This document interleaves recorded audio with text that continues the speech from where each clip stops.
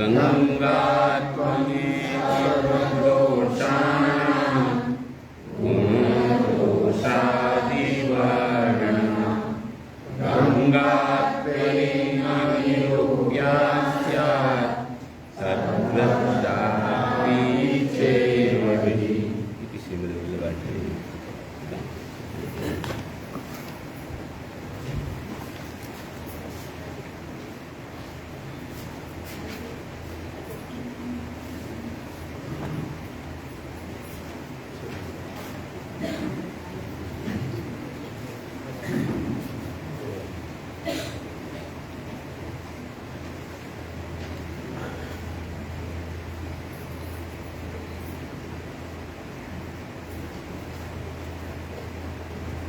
આપણે સૌ અહીંયા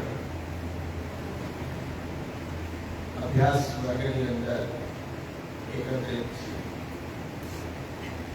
અને આનંદની વાત છે કે આપણે સૌ જાગૃત રહીને અભ્યાસ કરી રહ્યા છીએ. શા માટે? કે વિષય જેમ ચાલે છે એને ખાલી શ્રવણ ન કરતા આપ સૌ ચિંતન પણ કરી રહ્યા છો, સમજી પણ રહ્યા છો અને જ્યાં સંશય આવી રહ્યો છે ત્યાં તમે પ્રશ્ન પણ કરી રહ્યા છો. અને પ્રશ્ન છે એ બહુ અગત્યની વાત છે. કોઈ પણ આપણે વિચાર કરતા હોઈએ તેમાં પ્રશ્ન થાય એ ખરેખર અભિનંદનને પાત્ર. શા માટે એવું? કે જો બંને પક્ષમાંથી એક પણ પક્ષ ગુરુ અથવા શિષ્ય એ સુષુપ્ત થઈ જાય તો માર્ગને હાનિ પહોંચતી હોય છે. અને જે આપણે ઘણું ખરું આપણી દ્રષ્ટિથી નિહાળી રહ્યા છીએ કે ગુરુ સુષુપ્ત બન્યા અને આપણે પણ સુષુપ્ત થઈ ગયા. તો આજે પુષ્ટિ માર્ગ છે એની દિશા ફરી ધૂંધળી છે. જો શિષ્યગણ અભ્યાસમાં જાગૃત રહે તો આપણને પુષ્ટિ માર્ગની દિશાથી કદાપી કોઈ ભટકાવી શકે નહીં. ગુરુ પર એટલો જ જાગૃત હોવો જરૂરી છે. ગુરુનો પ્રયત્ન શાસ્ત્રનો અભ્યાસ કરી અને અનુયાયી ગણોને એ શાસ્ત્રનો અભ્યાસ કરાવવો. કારણ કે શાસ્ત્રને ભણ્યા વિના પ્રાય કરીને જે મહાપ્રભુનો ઉપદેશ છે કૃષ્ણ સેવા એ પણ બહુ દુષ્સાધ્ય છે. એટલે જ આપણે સૌ પ્રથમ આજ્ઞા કરી કે શાસ્ત્રમ અવગત્ય. શાસ્ત્રમ અવગત્યનો એ જે ભાગ છે બહુ મહત્વનો છે અને તે આપણે સમજવા, જાણવા, ચિંતન કરવા પ્રયત્ન કરી રહ્યા છીએ અને તેમાં પ્રશ્ન પણ થઈ રહ્યા છે. અને પ્રશ્ન શું બતાડે છે કે આ એક વ્યક્તિનો પ્રશ્ન હોઈ શકે પણ તેમાં બધાને કલ્યાણકારી દ્રષ્ટિ મળે એવો પ્રશ્ન હોવો જોઈએ. શ્રીમદ ભાગવતમાં પણ આપ સૌએ જોયું હશે કે સૌપ્રથમ સૌનકાદિ ઋષિઓ સૂતજીને પ્રશ્ન કરી રહ્યા છે. તો સૂતજી શું ઉત્તર આપે છે? મુનયઃ સાધુ દુષ્ટો ભવદ્ભીર લોક મંગલ. શું કહે છે કે મુનિઓ તમે બધાએ આ પ્રશ્ન કર્યો છે ને, ખરેખર એ પ્રશ્ન ભવદ્ભીર લોક મંગલ, આ સમસ્ત લોકના માટે કલ્યાણકારી પ્રશ્ન તમે કર્યો છે. કે કલ્યાણકારી પ્રશ્ન છે યત કૃતઃ કૃષ્ણ સંપ્રશ્ન યેન આત્મા સુપ્રસિદ્ધ. એટલે એમાં શું કહે છે કે આ પ્રશ્ન કૃષ્ણ સંબંધી હોવાને કારણે યત પ્રશ્ન કૃષ્ણ પ્રશ્ન, કૃષ્ણ સંબંધી આ પ્રશ્ન યત કૃતઃ અમે જે કર્યો છે પ્રશ્ન કૃષ્ણ સંબંધી પ્રશ્ન છે. એટલે આનાથી સર્વ લોકનો મંગલ થશે. યેન આત્મા સુપ્રસિદ્ધ. યેન આત્મા, આત્મા શબ્દ ઉપર શ્રી મહાપ્રભુજી વિવરણ કરે છે કે દરેક જીવો પર અને સાક્ષાત પરમાત્મા પર જેનાથી સંતોષ પામે છે એવો પ્રશ્ન આ કૃષ્ણ સંબંધિત પ્રશ્ન છે. એટલે જે પ્રશ્ન પૂછવાથી કોઈ એક જ નહીં પણ સમસ્ત જીવોનું કલ્યાણ થાય એવો પ્રશ્ન હોવો જોઈએ. કૃષ્ણ સંબંધિત પ્રશ્ન હોવો જોઈએ. કારણ કે ભગવત ભક્ત જે હશે, જે અધિકારી હશે, ક્યારેય લૌકિક પ્રશ્નો તો એના મનમાં આવવાના જ નથી. પણ જે પ્રશ્ન અલૌકિક હોય એ અલૌકિક પ્રશ્ન જ્યારે પૂછવામાં આવે ત્યારે જો તેનું સમાધાન વિચાર કરીએ તો બધાને કંઈક ને કંઈક દ્રષ્ટિ મળે છે. એટલે પ્રશ્ન કેવો હોવો જોઈએ કે કૃષ્ણ સંબંધિત પ્રશ્ન હોય તો તેનાથી ઠાકોરજી પણ સાક્ષાત સંતોષ અનુભવે અને દરેક સામાન્ય જીવોનું પણ તેમાં કલ્યાણ છુપાયેલું રહે છે. હવે જો માર્ગ હોય ને, માર્ગ આપણને ખબર છે કે એના ઉપર ચાલનાર કોઈ ન રહે ને તો માર્ગ નષ્ટ થયો.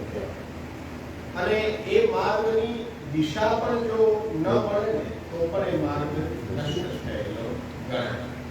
હવે જ્યારે પુષ્ટિ માર્ગ છે તો એ શું છે? એક કેડી માર્ગ છે. અત્યારના સમયમાં તો આપણને શહેરની અંદર એ ખ્યાલ ન આવે, પણ ગામડાઓની અંદર કેડી રસ્તો હોય. કેડી રસ્તા ઉપર રોજે રોજ કોઈને કોઈ આવક જાવક કરતું હોય તો એનાથી એ રસ્તો છે એ કોઈ ચાલી રહ્યો છે એના માટે દિશા સૂચક બને.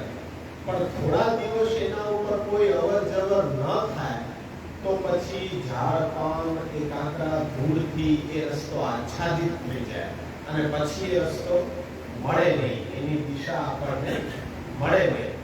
પરંતુ જો ચાલતા રહીએ તો એ કેડી માર્ગ આપણને એ મળતો રહે છે.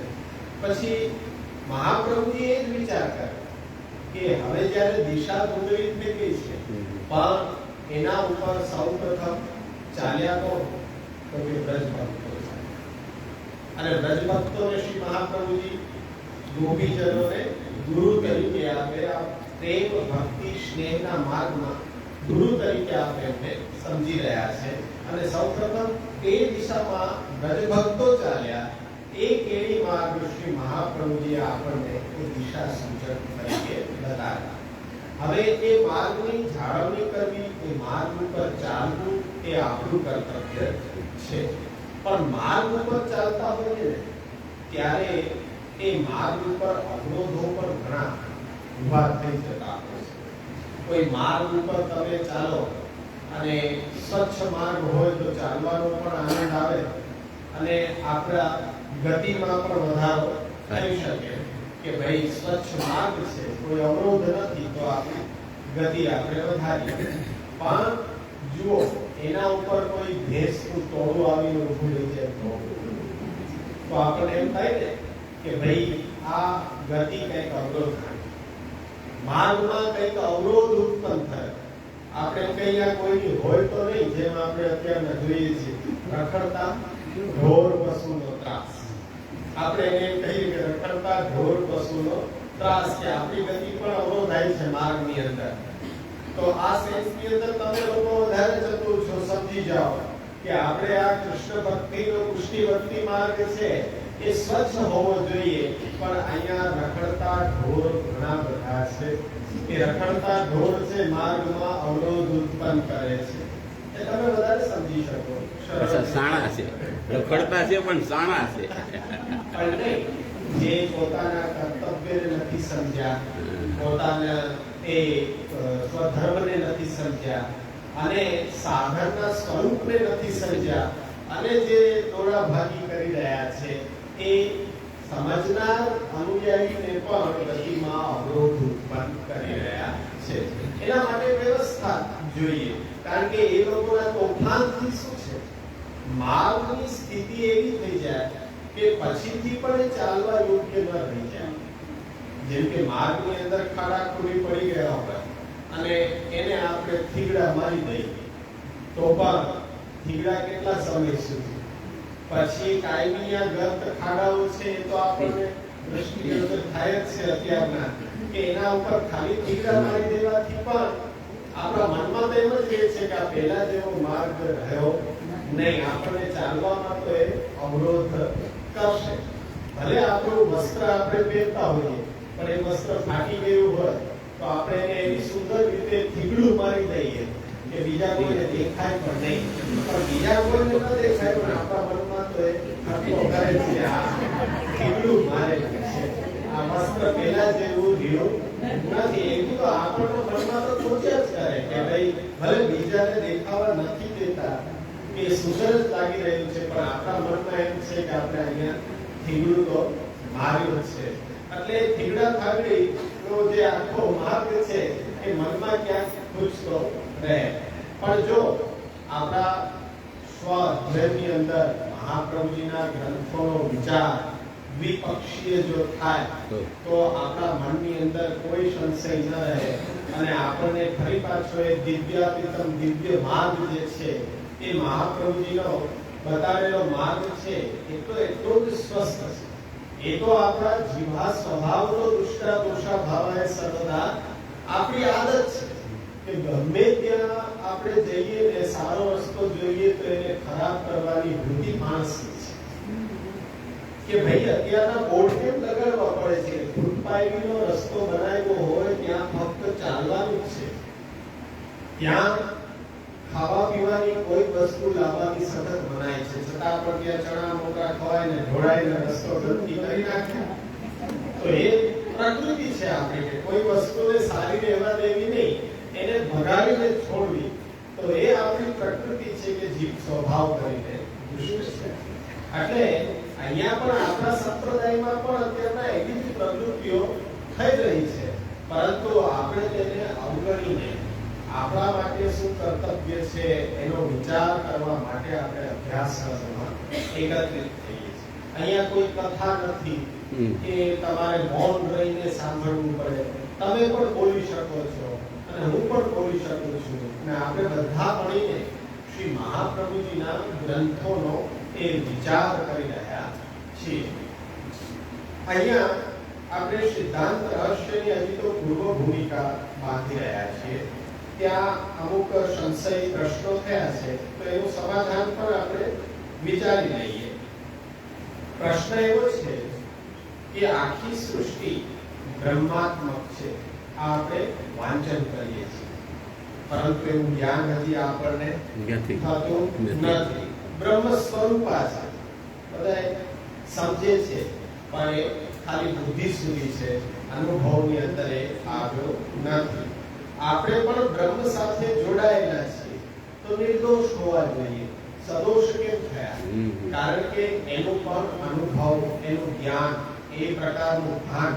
આપણને નથી તો પછી બ્રહ્મ સંબંધ શા માટે બ્રહ્મ સંબંધ એટલા માટે કે જે અવિદ્યાથી જીવ બંધાણો અને પોતાના સ્વરૂપને ભૂલી ગયો એ અવિદ્યાના બંધનથી જે દોષો લાગેલા છે એ દોષોનું નિવારણ બ્રહ્મ સાથે જોડાણ સિવાય શક્ય નથી કોઈ શાસ્ત્રના વચનો એવા મળતા નથી કે પંચવિધ પ્રકારના જે દોષો આ સિદ્ધાંત રહસ્યમાં વર્ણવવામાં આવ્યા છે કોઈ પણ પ્રકારે દૂર થઈ શકે કેવલ એક બ્રહ્મ સાથેનો સંબંધ હવે ભાવાત્મક દ્રષ્ટિથી જુઓ તો બ્રહ્માંશ જ છીએ આપણે પણ બ્રહ્માંશ હોવા છતાં ભગવદ ઈચ્છાએ આપણી અંદરથી આનંદ ગુણ તિરોહિત કરવામાં આવ્યું આનંદ ગુણ તિરોહિત થતા આપણે અહંતા મમતા રૂપ સંસારની અંદર બંધાયા અને ત્યારથી અવિદ્યાના 5 પર્વો છે એના અભ્યાસ દ્વારા આપણે સંપૂર્ણ સંસારી બંધ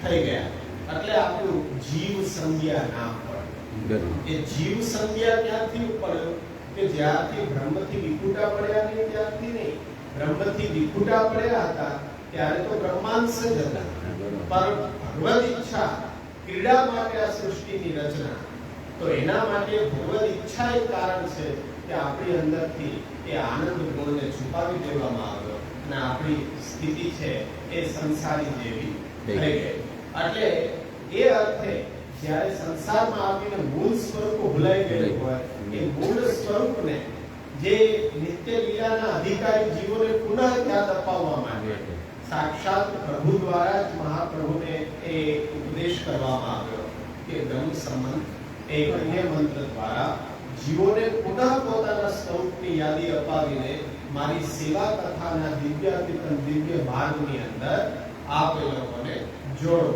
એટલા માટે બ્રહ્મ સંબંધની આવશ્યકતા ઊભી થઈ બધું જ બ્રહ્માત્મક છે આપણે પણ જાણીએ છીએ કે બધું જ બ્રહ્માત્મક છે બ્રહ્મ સ્વરૂપ છે તો પછી નિવેદન ક્યાં વસ્તુનું કરી શકીએ નિવેદન એટલા માટે કરવાની આવશ્યકતા છે કે બધું જ પ્રભુનું હતું ખરેખર પણ એની ઉપર સત્તા આપણે પોતાની માની લીધી જે પોતાની માની લીધેલી સત્તા છે એને ભૂલવા માટે નિવેદનની આવશ્યકતા છે મારી વસ્તુ છે એ મારું છે હકીકતે એ આદિ ભૌતિક દ્રષ્ટિએ મારું છે પણ આદિ દૈવિક દ્રષ્ટિએ એના માલિક તો પ્રભુ છે એટલે આદિ ભૌતિક દ્રષ્ટિએ પણ મનમાં ભાવ એવો છે કે આ બધું પ્રભુનું છે તો પહેલો હક પ્રભુનો થાય પછી આપણે એને પ્રસાદીના રૂપમાં એ ઉપયોગ માં લઈ શકીએ.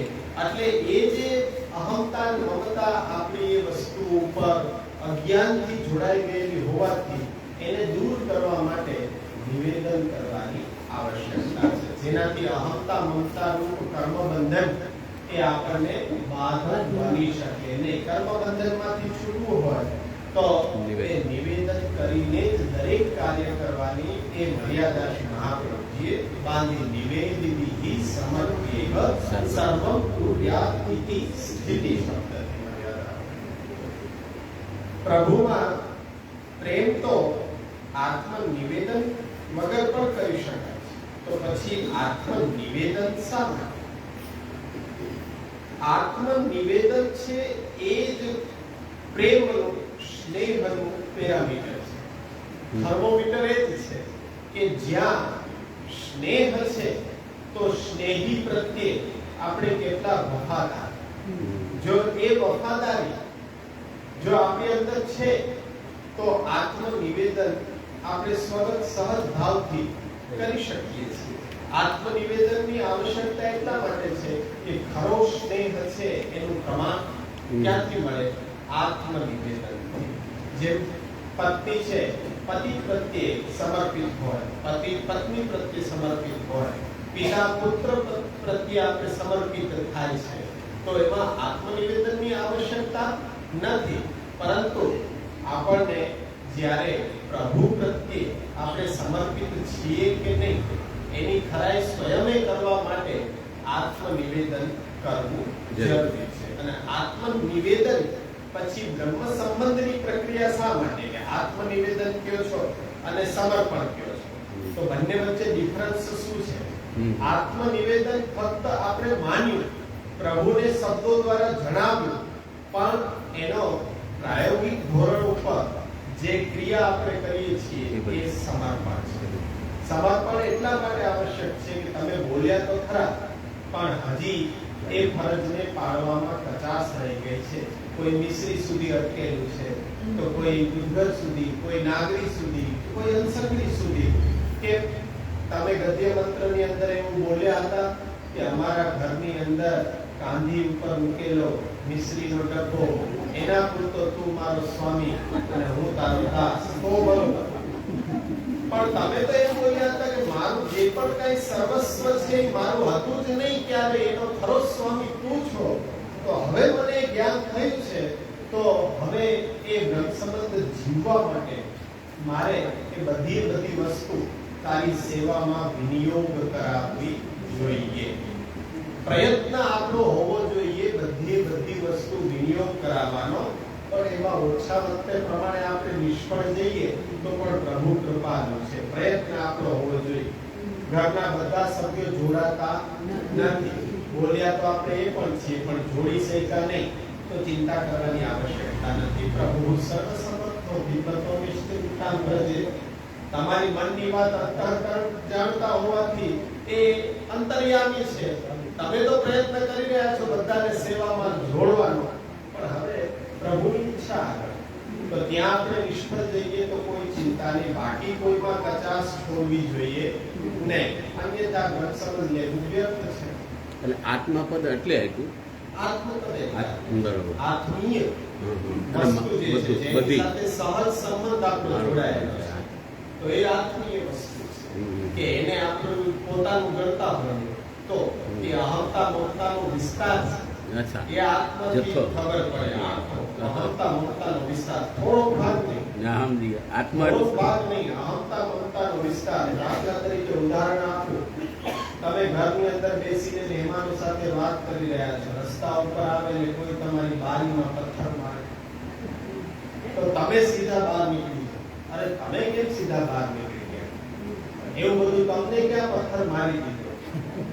અરે શું તમે આ ઘરની બારી તમે છો? નહીં, મારી બારી મારી છે. ત્યાં પથ્થર કેમ માર્યો? તમને ખોટું કેમ લાગ્યું? હલો, બ્રહ્મબોધની વાત કરે કે તમને પથ્થર માર્યો, મેં તમને માર્યો, તમારી બારીને માર્યો, પણ આપણી અહંતા મમતાનો વિસ્તાર કેટલો બધો છે, ત્યાં પણ જોડાયેલો છે. એને ન લાગવું જોઈએ, એને કઈ ન તોડી નાખવું જોઈએ, ત્યાં ખબર પડે આપણે. એટલે ખાલી નિવેદન હોત તો સંકુચિત અર્થ આખો થઈ ગયો. આત્મનિવેદન. હા, પણ આત્મા આવવાથી નિવેદન એટલે જણાવો. હા, એટલે શું જણાવશો? બરોબર કે મારું જે કાંઈ છે ઈ એના વિશે માહિતી આપવી, એ જણાવવું. આત્મીય વસ્તુ સ્વ સર્વસ્વ સાચું સ્નેહપૂર્વક, સ્નેહપૂર્વક, પરાણેની જબરદસ્તીથી નહીં, સ્નેહપૂર્વક નિવેદન કરવું એ આત્મનિવેદન છે. એનો અર્થ આપણે જોયો તો લુક અને અલુક સમાસ. હા, હવે મહાપ્રભુજીએ કહ્યું કે યોગ્ય ગુરુ ન મળે તો સ્વયં ભગવત સેવા કરી લે.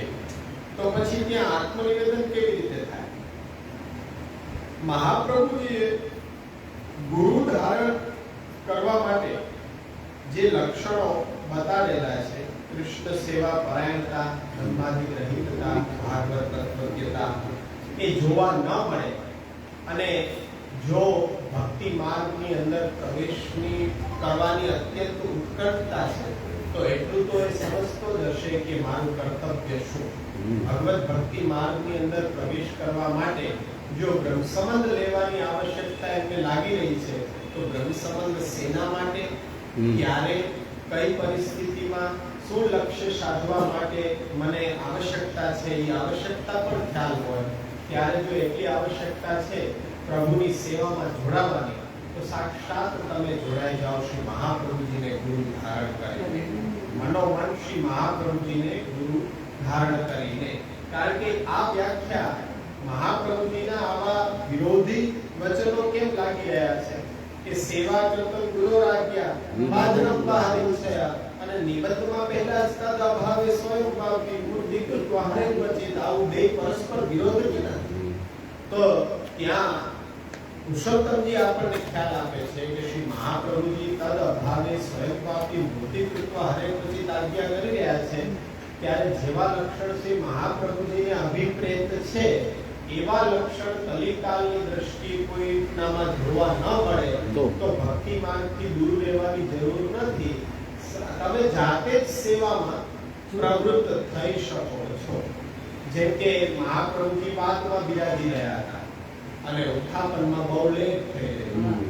સાક્ષાત નવીન પ્રિયાજી આજ્ઞા કરી માતુશ્રીને કે આપ પધારીને ઉત્થાપન કરો, તો કે મને અંદર આવવાની ના છે, કારણ કે વલ્લભ ખીજાશે. કારણ કે નહીં, હું આજ્ઞા કરું છું ને, આપ અપરસ કરીને પધારો, તો કે મને બ્રહ્મ સંબંધ પણ નથી, તો કે હું બ્રહ્મ સંબંધ. આપણા ઠાકોરજી બિરાજી રહ્યા છે, એના મુખારવિંદમાં અગ્નિ જે છે એ અગ્નિ સ્વરૂપ સાક્ષાત શ્રી વલ્લભ છે. તો આપણે ગદ્ય મંત્ર ઠાકોરજીની સામે બોલી લઈએ તો મહાપ્રભુજી જ આપણને બ્રહ્મ સંબંધ કરાવ્યું, અને મહાપ્રભુજી જ આપણા ગુરુ, અને એમના ગ્રંથો દ્વારા આપણને જે દ્રષ્ટિ મળે, ઉપદેશ મળે, એ પ્રમાણે આપણે સેવાનો પ્રારંભ કરી દેવો જોઈએ. ત્યાર પછી પણ આત્મનિવેદનની આવશ્યકતા તો છે, કારણ કે આત્મનિવેદન જે છે એ શરણાગતિની અંદર જ એનું જ્ઞાન તો થઈ જાય છે. કારણ કે અનુકૂળસ્ય સંકલ્પ, પ્રતિકૂળસ્ય વિસર્જન, કરિષ્યતિ ઇતિ વિશ્વાસ, ભર્તૃત્વર્ણન તથા આત્મનિવેદ્યકાર. આ 6 અંગ શરણાગતિને યાદ કરો તો એમાં આત્મનિવેદન તો આવી જ ગયું. આત્મા અને આત્મા સહિત દરેક વસ્તુઓના સ્વામી ભગવાન છે એવું જ્ઞાન તો શરણાગતિ પક્ષની અંદર જ જીવને થઈ જાય છે. પણ એને પ્રેક્ટિકલી રીતે આચરણમાં મૂકવાનો સમય બ્રહ્મ સંબંધ પછી પ્રાપ્ત થાય છે. અને એ તો આપણા અહોભાગ્ય હોવા જોઈએ કે બ્રહ્મ સંબંધ આપણને થાય. તો એક સૌભાગ્યની વાત છે કે મહાપ્રભુ દ્વારા એ જે જીવો અંગીકૃત થયેલા છે, પ્રભુએ જેને પોતાની સેવા માટે પસંદ કર્યા છે, વરણ કર્યા છે, એ જીવોની અંદર આપણી ગણના થાય છે. ગર્વ આપણને હોવો જોઈએ. બીજો બધો અહંકાર નહીં, પણ શ્રી કૃષ્ણના દાસ હોવાનો અહંકાર તો હોવો જોઈએ. એટલે એ વસ્તુને આપણે આ સિદ્ધાંત રહસ્ય દ્વારા સમજવાની છે. બહુ કરીને આપણે ચારે પ્રસ્થાનો ઉપર સમર્પણની વાતને સમજ્યા હતા. છતાં પહેલા જો સમર્પણ શું છે સરળ રીતે આપણે સમજીએ તો જે વાત આપણી થઈ કે આપણી આત્મીય વસ્તુ જેટલી છે, આપણી અહંતા મમતા જેની સાથે બંધાણી છે, એ સંપૂર્ણ અહંતા મમતાના વર્તુળને બ્રહ્મ સાથેનો સંબંધ એટલે એને જોડવાની પ્રક્રિયા એ બ્રહ્મ સંબંધ છે, એ સમર્પણ છે. કે જેમ ભગવદ્ ગીતા ની અંદર તમે ટાંકી શકો કે 9મા અધ્યાયનો 27મો શ્લોક, ત્યાં સમર્પણ આવી રહ્યું છે. કેવી રીતના આવી રહ્યું છે? યત કરોષી યત સ્નાસી યત જુહોષી તદાશી યત તપસ્યસી કૌંતેય તત કુરુષ્વ મદર્પણમ. યત કરોષી, જે પણ લૌકિક કાર્ય તું કરી રહ્યો છે. યત કરોષી, તું કરી રહ્યો છો. તમ કરોષી, તારે આ કરવું જોઈએ. તું કરી રહ્યો છો લૌકિક કાર્ય, લૌકિક વ્યવહાર જે પણ નિભાવી રહ્યો છો, મને અર્પણ કર.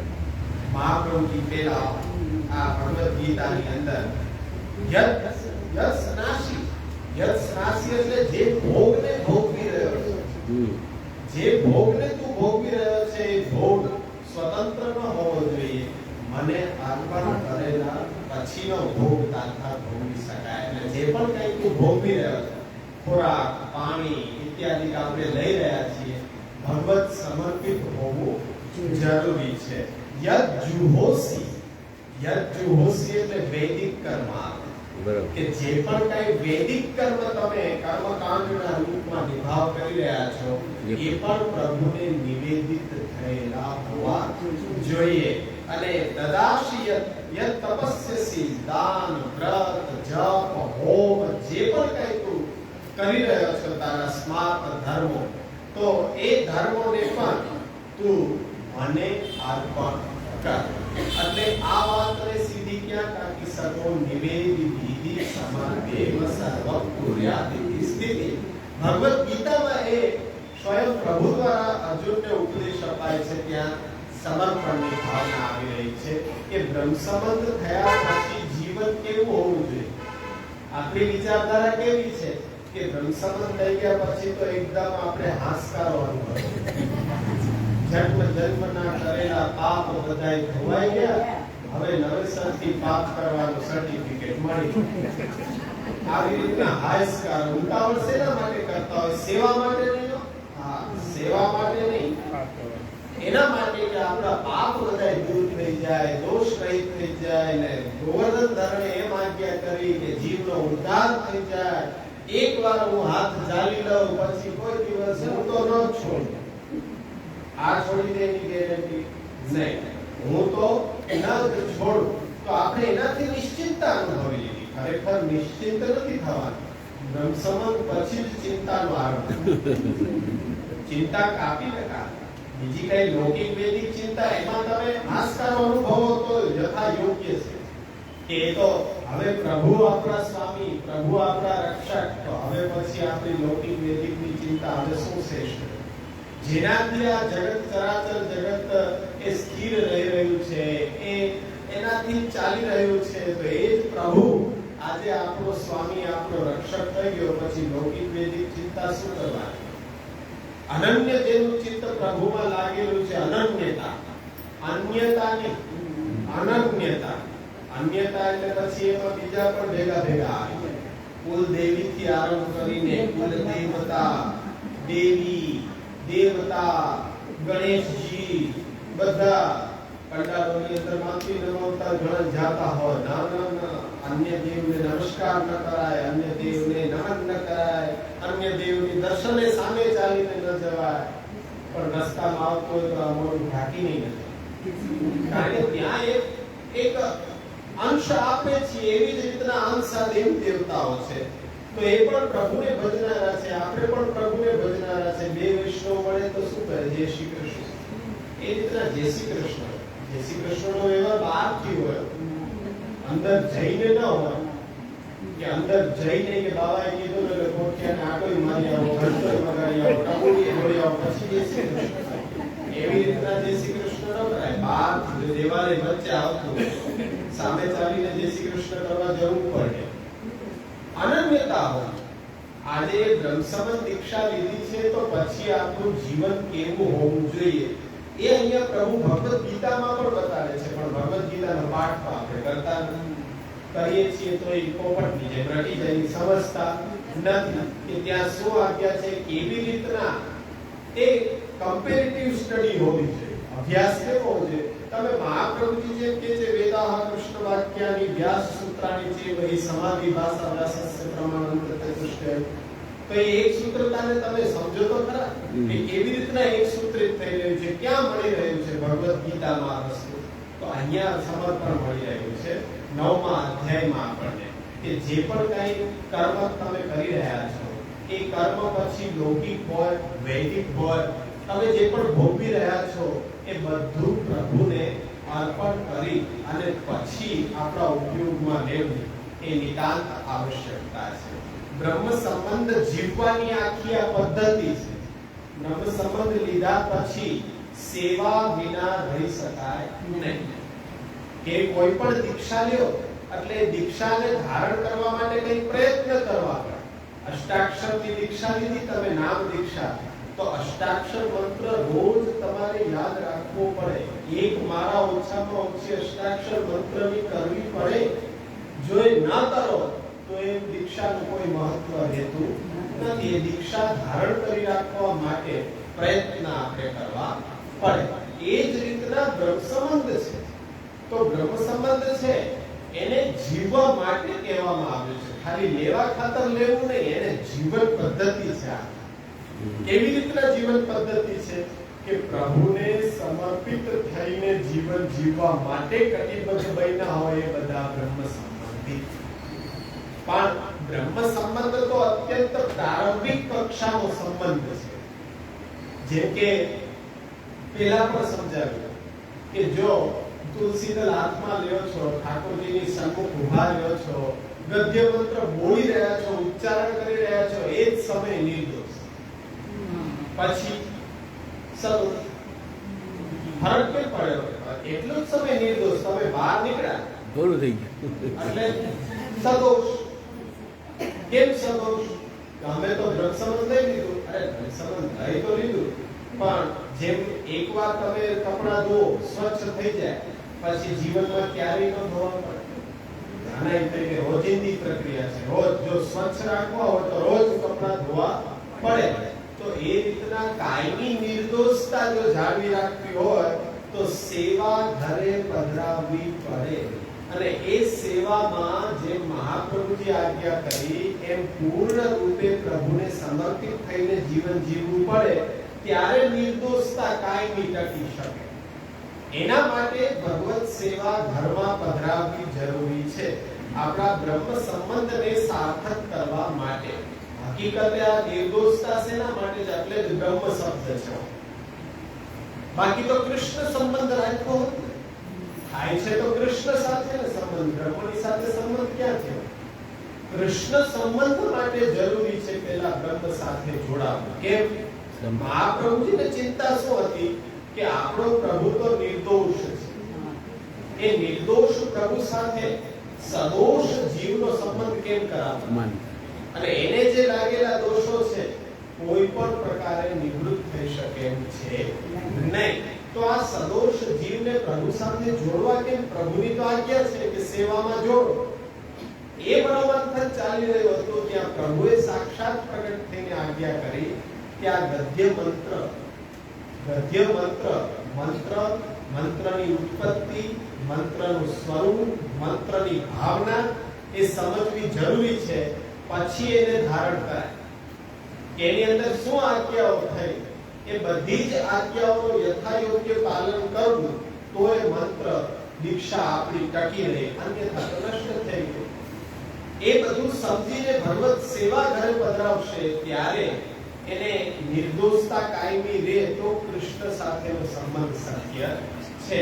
પણ જો સેવામાં જોડાય નહીં અને બ્રહ્મ સંબંધ લીધેલું છે તો એ વ્યર્થ છે, કંઈ પણ એનો અર્થ સરતો નથી.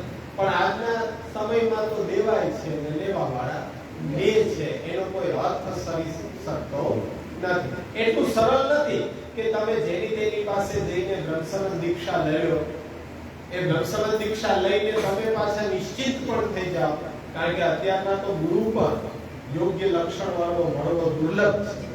બ્રહ્મસંબંધની જે આખી પ્રણાલી છે એ કોલેપ્સ થયેલી છે, ખંડિત થયેલી છે. એ દીક્ષા દાતા કેવો હોવો જોઈએ, દીક્ષા ગ્રહિતા કેવો હોવો જોઈએ, એનું સ્થાન કેવું હોવું જોઈએ, સમય યોગ્ય કેવો હોવો જોઈએ, તો એ પાછળની ભાવના શું હોવી જોઈએ, દેવાની ને દેવાની. આપણા વાર્તા પ્રસંગો જુઓ, એક વૈષ્ણવને 3 વાર બ્રહ્મસંબંધ થાય છે, એક જ વૈષ્ણવને. શક્ય છે? આજના સમયમાં તો શક્ય નથી. આજે તો અમે એટલા બધા સામર્થ્યવાન થઈ ગયા છીએ કે મહાપ્રભુજીને પણ ઓવરટેક કરીને પુરુષોત્તમ જ બની ગયા, કૃષ્ણ જ બની ગયા. અમુક લીલાઓનું અમે અનુકરણ કરીએ, અમુક લીલાઓનું અનુકરણ તમને ન થાય. આ દાન લીલાનું અનુકરણ કરતા થઈ ગયા, ઠાકોરજી બની. પણ તમે એવી જીદ કરો ને કે દાવાનળનો અમને લીલાની ઝાંખી કરાવો ને કે દાવાનળ પાન, દાવાનળ અમે પ્રગટાવી દઈશું, એનું પાન આપતા. એવી કોઈ લીલા બતાડો તો અમને અનુભવ થાય કે નહીં આ ગિરિરાજ ધારણ નથી કરવું, અમારે આ સાયકલનું પૈડું પડ્યું છે ને એક ટકી આંગળી ઉપર ધારણ કરવું, તો અમે આપને કૃષ્ણમાને આ બધી હાસી ખેલ રહેવા દેવા. એટલે અહીં તો એટલું સામર્થ્ય છે કે અમે દીધેલી બ્રહ્મસંબંધ દીક્ષા તમે યથા યોગ્ય સ્વીકારીને પાછા આનંદિત પણ થઈ જાવ છો કે એ બધું સફળ છે. જરા પણ આજે એ મહાપ્રભુજી ઉપદેશ કરેલા સિદ્ધાંતો આધારિત બ્રહ્મસંબંધની પ્રણાલિકા કોલેપ્સ થયેલી છે, ખંડિત થયેલી છે. ખાલી તમે વ્રત કરીને આવી જાવ તો તમને બ્રહ્મસંબંધ દેવાથી સિદ્ધ થઈ જતું હોત તો ગુસાઈજી આજ્ઞા કરી હતી ને ગિરધરજીએ બ્રહ્મસંબંધ આપ્યો હતો, અને એ બ્રહ્મસંબંધ 1 વાર નહીં, 2 વાર નહીં, 3 વાર અપાયો. ત્યારે જઈને એના મનમાં કંઈક અલૌકિક મનોરથ આવ્યા, ત્યારે ગુસાઈજી આજ્ઞા કરી કે હવે તને ખરી રીતે બ્રહ્મસંબંધ થયો છે. ના આપણા જીવનમાં કોઈ ફેરફાર જ ન થાય. બ્રહ્મસંબંધ લીધા પછી કેમ શક્ય છે? આ દીક્ષા આપણને મળી એમાં પણ આપણને સંશય હોવો જોઈએ કે આપણા મનમાં તો કોઈ અલૌકિક મનોરથ જાગતા જ નથી. સેવામાં જોડાવા કરતા આપણે સેવાથી દૂર ભાગવાનો વિચાર વધારે કરી રહ્યા છીએ. તો સેવા માટે બ્રહ્મસંબંધ છે. સેવા જેને સ્વગૃહમાં પધરાવીને સર્વ સમર્પિત થઈને પ્રભુને એ જીવન જીવવું છે, એના માટે જ બ્રહ્મસંબંધ દીક્ષા છે. બાકી બ્રહ્મસંબંધ દીક્ષા લેવાની જ કોઈ આવશ્યકતા નથી. નામ દીક્ષા જ પૂરતી છે. વૈષ્ણવ થવા માટે તો નામ દીક્ષા જ પૂરતી છે, પણ જો બ્રહ્મસંબંધ લેવું છે તો સેવા માટે તત્પર રહેવું પડશે. આપણું સ્વ સર્વસ્વ સ્નેહપૂર્વક પ્રભુને એ સમર્પિત કરી અને એમના ભગવત પ્રસાદમાંથી આપણું જીવન નિર્વાહ ચલાવવાની જે પદ્ધતિ છે, આખી જીવન પદ્ધતિ, એ જ સિદ્ધાંતનું રહસ્ય છે. આ સિદ્ધાંતનું રહસ્ય એ જ છે, અને એના માટે આ સમર્પણ છે. એટલે મેં શું કીધું, સમર્પણ શું છે? સ્નેહનું માપદંડ છે. સ્નેહનું માપદંડ છે કે શેના ઉપર તમે માનશો કે મેં કરેલું સમર્પણ એ પ્રભુએ સ્વીકાર્યું કે ન સ્વીકાર્યું, એ તમારી જીવન પદ્ધતિ ઉપરથી તમે નક્કી કરી શકશો કે પ્રભુ પ્રત્યે સ્નેહ તમારો કેટલો.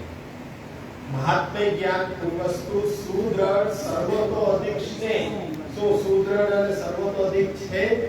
જ્યાં સુધી નથી ત્યાં સુધી હજી સમર્પણમાં કંઈક કચાસ આપણી રહેલી છે. આપણે નહીં, ઘણા ખરા આજે બધાને અમારા પણ જીવનમાં એવું કે સેવા વખતે એટલું સ્મરણ રહે કે આ બધી જ વસ્તુઓ પ્રભુની છે, પરંતુ સેવામાંથી બહાર નીકળ્યા પછી આપણો અભિમાન પાછું જાગૃત થઈ જાય છે કે આ વસ્તુ મારી છે, હું એનો માલિક છું. એ અનુસંધાન થવું જોઈએ. એ જ આપણી સાધના છે. સેવા સાધના શા માટે છે? કથા સાધના શા માટે છે? ચેતસ્થ પ્રવણમ કરવા માટે. ચિત્ત અહર્નિશ 3 કલાક કે 6 કલાક નહીં, 24 કલાક ચિત્ત પ્રભુમાં જ રહેવું જોઈએ. ગમે તે કાર્ય હોય એમાં પહેલો વિચાર પ્રભુનો આવવો જોઈએ. એવું એક પણ કાર્ય સવારથી ઉઠતા રાત સુધીમાં થવું ન જોઈએ કે જે પ્રભુને નિવેદિત કર્યું ન હોય. આ આટલો બધી ગંભીર વિષય છે કે જેને કોઈ અત્યારના એટલી ગંભીરતાથી વિચાર કરતો નથી. એટલે જ બ્રહ્મસંબંધ થયા પછી પણ આપણને કઈ અનુભવ થતો નથી. બાકી તો ઘણા વૈષ્ણવને સંશય એવો થયો કે આપ એમ કહો છો કે બીજો જન્મ, બ્રહ્મસંબંધ એટલે કઈ નવો જન્મ પ્રાપ્ત થયો, કેવી રીતના માની શકાય? એને પ્રત્યક્ષ પ્રમાણ પણ ગુસાઈજી આપેલું છે કે બ્રહ્મસંબંધથી તારો નૂતન જન્મ થયો છે, ગયા જન્મનો બધો હિસાબ પૂર્ણ, પણ હવે નવો જન્મ થયો છે, એમાં તને જે જીવન પદ્ધતિ આપવામાં આવી છે એ જ રીતના તારે જીવન જીવવાનું છે. સ્નેહનું માપદંડ કેવું હોય? આપણા બાળકો પ્રત્યે આપણું સમર્પણ કેટલું? સ્વગત. જેને આપણો સ્નેહ પાત્ર હોય એના માટે આપણે સર્વસ્વ આપવા માટે તૈયાર થઈ જાય છે. તો પ્રભુ પ્રત્યે એટલો સ્નેહ છે કે જેમાં આપણે આપણું સર્વસ્વ પ્રભુ ઉપર ન્યોછાવર કરી દે. ખાલી કીર્તનોમાં ગાવાથી કંઈ ન થાય, પણ એ ખરેખર જીવન પદ્ધતિ એવી હોવી જોઈએ કે સર્વસ્વ એ ન્યોછાવર કરેલું હોવું જોઈએ. એ આપણા સ્નેહનું માપદંડ આપણે સ્વયં કાઢવું જોઈએ. એના ઉપરથી આપણને ખબર પડી જાય કે સમર્પણની આવશ્યકતા શું છે, કારણ કે એ સ્નેહનું માપદંડ છે. તો એ સમર્પણ, આત્મનિવેદન અને દાન એ ત્રણેય વસ્તુઓની વચ્ચે એ ફરક છે. નિવેદન છે એટલે જણાવ, નિવેદન એટલે ખાલી જણાવ. ગદ્ય મંત્ર તુલસીદળ લઈને હાથમાં આપણે પ્રભુ સન્મુખ બોલીએ, હવે એનો ભાવાર્થ આપણને ખ્યાલ હોવો જોઈએ. એમાં આપણી આત્મા, આપણા દેહ, અંતઃકરણ, ઇન્દ્રિય, એની સાથે જોડાયેલી તમામ વસ્તુઓ આપણે બધો જ ઉલ્લેખ કરીએ છીએ. તો એ ભાવાર્થ ધ્યાનમાં રાખી પ્રભુને જણાવીએ છીએ કે અમારું અજ્ઞાન હતું કે અમે પોતે એ પોતાનું માની રહ્યા હતા, હકીકત તો આ જ છે. અત્યારના પ્રભુ શેનો ટેક્સ માંગી રહ્યા છે? ટેક્સ એનો જ તો ભરી રહ્યા છે કે જે આત્મરતિ તમારામાં શેષ રહેવા દીધી હતી એ મારા માટે હતી. મને તમે પોતાનો માનો અને સ્વયંને મારો દાસ માનો. અહમતા કેવી? દાસો. અને કોના માટે? તો મારા એ સર્વસ્વ પ્રભુ જે મારા મસ્તક ઉપર બિરાજી રહ્યા છે એના માટે. એની બદલે તમે ઘર, સંસાર, સંપત્તિ, કુટુંબ, કબીલા, લૌકિક વ્યવહાર, અલૌકિક, પારલૌકિક સુધી બધું જ ખર્ચી નાખ્યું અને ખરી જેની હતી એની આજ્ઞા લીધા વિના. તો હવે તમને ભાન અપાવવા માટે ઠાકોરજી લખુની હે લખુની ઠાણે ભરે જ્ઞાની સાથે. તમે યાદ કરો કે આજ લેહુંગો આપનો દિન દિન તો દાન સંધા. એ સહસ્ત્ર પરિવત્સર વર્ષની આપ યાદ અપાવે છે કે શેના માટે આત્મરતિને આપી હતી? તમને થોડી થોડી જીવાત્માઓમાં વહેંચી હતી, મારા માટે હતી, પણ એ તમે મને ભૂલીને સંસારમાં. તો હવે એનો કર તમે લાવો, ટેક્સ ભરો. પહેલા ટેક્સ ભરશો, પછી તમે એને જ્યાં વાપરવું હોય ત્યાં વાપરી શકશો. તો એ પ્રભુ આપણી આગળ માંગી રહ્યા છે શ્રી મહાપ્રભુની કૃપાથી. તો આપણે ખાલી નિવેદન કર્યું એટલે પ્રભુને જણાવ્યું. જણાવ્યા પછી સમર્પણ. સમર્પણ એ પ્રક્રિયા છે. સમર્પણ એ પ્રક્રિયા છે. સમ ઉપસર્ગ લાગવાથી ભાવાત્મક પ્રક્રિયા છે. આપણે જે પણ વસ્તુ નિવેદન કરી રહ્યા છીએ ખરેખર આદિ ભૌતિક દ્રષ્ટિએ આપણી જ રહે છે, આપણે જેના માલિક, પણ એમાં ભાવ છે કે પ્રભુ આપના દ્વારા મને પ્રાપ્ત થઈ રહી છે. પણ હવે બ્રહ્મસંબંધ પછી એનો ઉપયોગ કરતા પહેલા આપને વિનિયોગ કરાવવી આવશ્યક છે. એટલે વિનિયોગ થયા પછી ભગવત પ્રસાદી વસ્તુમાંથી આપણો જીવન નિર્વાહ થવો જોઈએ. સવારના ઉઠતાથી રાતના સૂતા સુધીમાં જેટલી વસ્તુ, જેટલા વિચાર, જેટલી વાણી, જેટલો વ્યવહાર એ બધો જ ભગવત સમર્પિત હોવો જોઈએ. આવું એકાઉન્ટ બનાવો કે એની અંદર એ નોંધતા જવાનું કે કેટલી વસ્તુ પ્રભુને જણાવ્યા વિનાની થઈ ગઈ છે. તો એ પાછી બ્રહ્મસંબંધની અંદર બાધક થશે. અહમતા મમતાના વર્તુળને તમે એ જોડી દીધા પછી એક પણ કૂપણ એવી ન ફૂટવી જોઈએ એમાંથી કે જે તમને આગળ ભક્તિ માર્ગમાં અવરોધ ઉત્પન્ન કરી શકે. મહાપ્રભુજી એવું ઈચ્છી રહ્યા છે કે એકવાર તમે જ્યારે બ્રહ્મસંબંધ સાક્ષાત લ્યો છો ત્યારે વર્તમાનને, ભૂત અને ભવિષ્યને પણ ધ્યાનમાં રાખીને એ પ્રભુને નિવેદન કરી રહ્યા છો. કે ભાઈ નિવેદન કરતા વખતે હજી લગ્ન ન થયા હોય તો પછી એ દારા શબ્દ બોલીએ તો અરે ભવિષ્યમાં થવાના તો છે અત્યારથી તેમાં ભૂત અને ભવિષ્ય બંને વર્તમાનમાં આપણે ઉભા છીએ. તમે એકે બ્રહ્મ સંબંધ નથી લીધું, તમારા પરિવારના સભ્યોને પણ તમે બ્રહ્મ સાથે જોડી જ ગયો છો, કારણ કે વ્યવહાર તો તમારો એની સાથે પણ છે. તો એ વ્યવહાર તમારો ચલાવવો હોય તો એ પછી પ્રભુને કેવી રીતના સમર્પિત થઈ શકે? તમે ત્યારે જ નામ બોલી દો. આપણે એમ કહીએ ને કે જ્યારે બ્રહ્મ સંબંધ થઈ ગયા પછી શું રોજ સવારના ઉઠીને ઠાકોરજીને વિનંતી કરવી દરેક કાર્ય માટે? અરે રોજિંદા જીવન માટે કંઈ પણ વિનંતી કરવાની આવશ્યકતા નથી. તમે નિવેદિત જણાવી જ દીધું છે, પણ નૂતન કાર્ય કંઈ આરંભ કરો ત્યારે એની પહેલા પ્રભુને જણાવવું આવશ્યક છે. જ્યારે ટીકા ગ્રંથો ભણશું એમાં એકાએક કોઈ વ્યવહાર નિભાવ કરવાની આવશ્યકતા પડી ને તમે ઘરની અંદર ઉપસ્થિત નથી, એવી સંજોગોની અંદર પણ પ્રભુનું સ્મરણ કરીને એ વખતે વ્યવહાર નિભાવી લેવો, ઘરે આવીને પ્રભુની સન્મુખે નિવેદન કરવું જરૂરી છે. બધા જ રસ્તાઓ બહુ બારીકાઈથી ઝીણવટભરી દ્રષ્ટિથી આપણા ટીકાકારોએ પણ એ બતાવી દીધા છે. તો એ પ્રમાણે જીવન જીવવાથી એ અલૌકિકતા, દરેક વસ્તુની અંદર બ્રહ્માત્મકતા, ત્યારે એનો અનુભવ આપણને થશે, ત્યારે એનો અવાંતર ફલનો પણ અનુભવ આપણને થાય કે તત સંસાર દુઃખસ્ય નિવૃત્તિ બ્રહ્મબોધનમ. બ્રહ્મબોધ ત્યારે થાય, ત્યારે એ પ્રશ્ન સાર્થક થાય કે બ્રહ્માત્મક બધું છે તો હું પણ બ્રહ્મનો અંશ જ છું, પણ એ બ્રહ્મનો અંશ હોવા છતાં મારું સ્વગત સહજ દાસ પણ મારી અંદર રહેલું છે. આજથી નહીં, સહસ્ત્ર પરિવત્સર વર્ષોથી પ્રભુનો દાસ છું હું, એનું ભાન હવે મને થઈ રહ્યું છે. હવે મારું જીવન એ પ્રમાણે ચાલવું જોઈએ. દાસનો ધર્મ શું છે? સેવકસ્ય સુધર્મોયમ સ્વામી સ્વસ્ય કરિષ્યતિ. પ્રભુ જે આજ્ઞા કરે એ પ્રમાણે કરવાનો સેવકનો ધર્મ છે. અને સેવક લૌકિકમાં પણ માલિકની વસ્તુ છે, એ ઘરનો નોકર છે, માલિકની રજા વિના વાપરે તો માલિકને કેવું લાગે? અત્યારે એ વસ્તુ કરો કે તમે બ્રહ્મ સંબંધ લઈને પ્રભુને જણાવીને પણ પાછા ફરી ગયા છો અને પોતે પોતાના માટે રસોઈ કરીને લઈ ગયો છો, માલિકને પૂછતા પણ નથી. તો આવી સ્વચ્છંદતા તમને અપાવી કોને? પ્રભુને કેટલું ખોટું લાગતું હશે, પણ પ્રભુનો કૃપાનો ગુણ છે. છતાં પણ એ મહાપ્રભુજીની કાનીથી તમારી ઘરે બિરાજી રહ્યો છે. ભારોભાર એને અપમાન લાગી રહ્યું છે કે એકવાર મને એ આપ્યું કમિટમેન્ટ, પાછા ફરી જાઓ.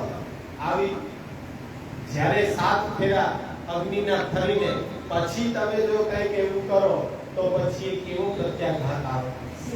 જો મહાપ્રભુજી વચ્ચે ન હોય તો આવી જ ગયો હોય એવો પ્રત્યાઘાત. પણ મહાપ્રભુજી વચ્ચે દયારામભાઈ ઝડપતા ઢોરાઈ મનને કે ઝડપતા ઢોર જેવું આપણું મન છે. ના જવાનું જાય ત્યાં, ના ખાવાનું ખાય ત્યાં. હા, એટલે આટલી સ્વચ્છંદતા અપાવી કોને તમને? કોણે એવું બલ આપી દીધું તમને કે તમે આટલા સ્વચ્છંદ થઈ ગયા વ્યવહારની અંદર? એટલે જ કહેવું પડે કે હકીકતે અત્યારના બ્રહ્મ સંબંધ દીક્ષાને જીવતા હોય એવા આંગળીના વેઢે ગણી શકાય એવા અનુયાયીઓ છે. પણ બાકી આ જો સિદ્ધાંત રહસ્યને નથી સમજ્યા, બ્રહ્મ સંબંધને નથી સમજ્યા અને લેવા માટે ઉતાવળ કરાવી દેવી, આપણે પણ યોગ્ય નથી. એટલે બધાને અનુરોધ કરું કે આપણા બાળકોને તો બાળપણની અંદર તો બ્રહ્મ સંબંધ ક્યારે પણ ન અપાવવું જોઈએ. આટલું સમજી ક્યારે શકે? એ પરિપક્વ થાય અવસ્થાની રાહ. ડાપણ દાઢ ક્યારે ફૂટે? 55 વર્ષે ફૂટે, એની રાહ જુઓ. એવું નથી કે અમુક સમયે ડાપણ દાઢ આવી જાય, 55 વર્ષે ગણાય ફૂટે ત્યારે તમે ડાપણ દાઢ ફૂટે સમજ. એની પહેલા તો તમે બ્રહ્મ સંબંધની ઉતાવળ કરો જ નહીં, કારણ કે આપણે નથી સમજી શક્યા. બાળકો યુવાનો ક્યાંથી સમજી શકશે? અને સ્વચ્છંદ વ્યવહારથી એને દેવડાવી દીધો હશે તો પણ નિરર્થક છે. સાર્થકતા કેવી રીતના? અને આપણું પણ અત્યારે સાર્થક નથી, કારણ કે આપણે હજી ઘણી બધી કચાશ સમર્પણની અંદર રહેલી છે. એના માટે જરૂરી છે વારંવાર ચિંતન કરવું, મનન કરવું. અને આની દિવ્યતા શું છે ખબર છે? કે મહાપ્રભુજીના 16 ગ્રંથ આજીવન આપણે ભણવાના છે, એક વખત નહીં, આજીવન.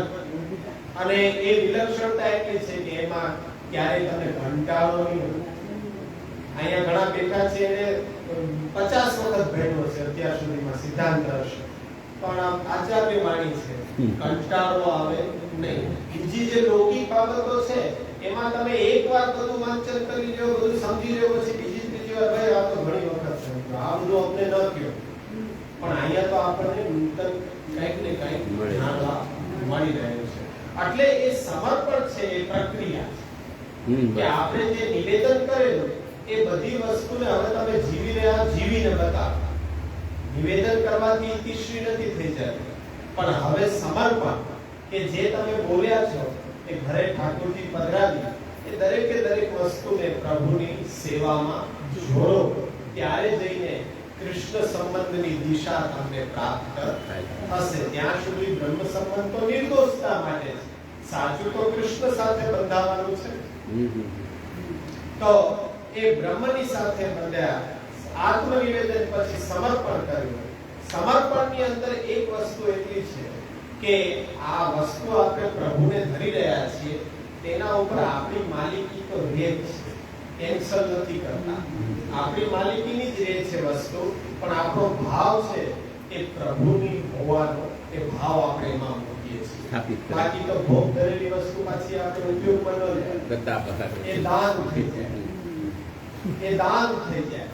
દાનમાં કેટલો શું ફરક કે જે વસ્તુ આપણે પ્રભુને આપી દઈએ એટલે આપણી માલિકી તેના ઉપરથી ઉઠાવી લઈએ અને પ્રભુની માલિકી માની લઈએ તો એ વસ્તુ દેવની થઈ ગઈ, એ દ્રવ્ય દેવનું થઈ ગયું. પછી આપણે પુનઃ એને ઉપયોગમાં લઈ શકાય નહીં. એ દાન, દાન એવી અભિવ્યક્તિ છે કે જેમાં શબ્દો બતાવે છે કે એ વસ્તુ ઉપરથી આપણે સ્વયંની માલિકી ઉઠાવી અને જેને દાન કરતા હોય એની માલિકી પ્રસ્થાપિત કરી દઈએ છીએ. પ્રભુના શિંગાર કોઈ બનાવતા હોય તો એ કેમ ગણવા? પ્રભુના શ્રીઅંગના શિંગાર હોય, જારીજી છે, ચાંદીની સોનાની હોય, એ કઈ રીતે દાન ગણવું કે સમર્પણ ગણવું? પ્રભુને ધરવાનું. હા, સમર્પણ. આપણા દ્રવ્યનું સમર્પણ છે.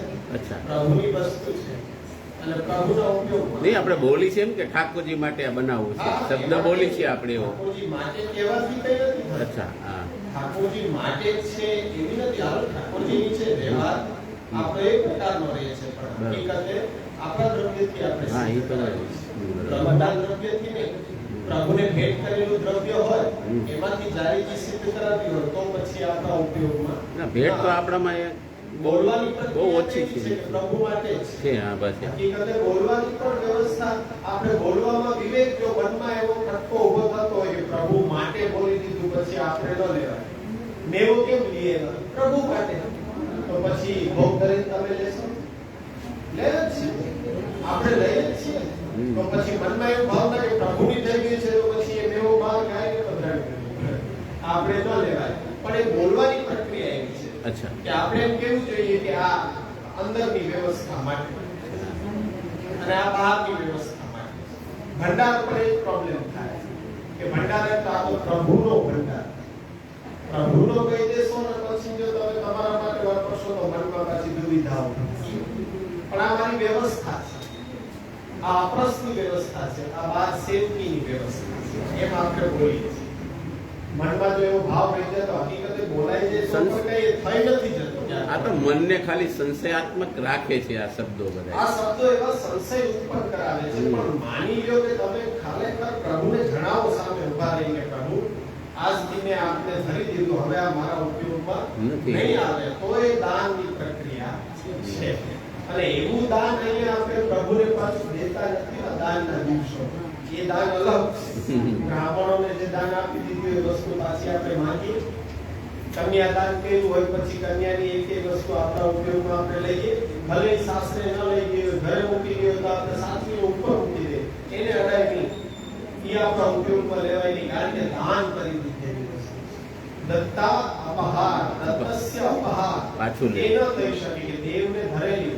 કારણ કે ભણશું ત્યારે ઘણા ઉદાહરણો આવશે કે દેવને માટે કરેલો દીવો એનો પ્રકાશ પણ આપણા ઉપયોગમાં લેવો જોઈએ નહીં, પણ એ ભિન્ન માર્ગ પરંપરા. અહીં તો બધું આપણું જ છે, પ્રભુનું કંઈ નથી. પણ પ્રભુ ખરેખર એના સ્વામી છે એવો ભાવ છે. એ ભાવથી વ્યવહાર આપણો નિર્વાહ કરી શકે. બાકી કેવી રીતના વ્યવહાર કરે?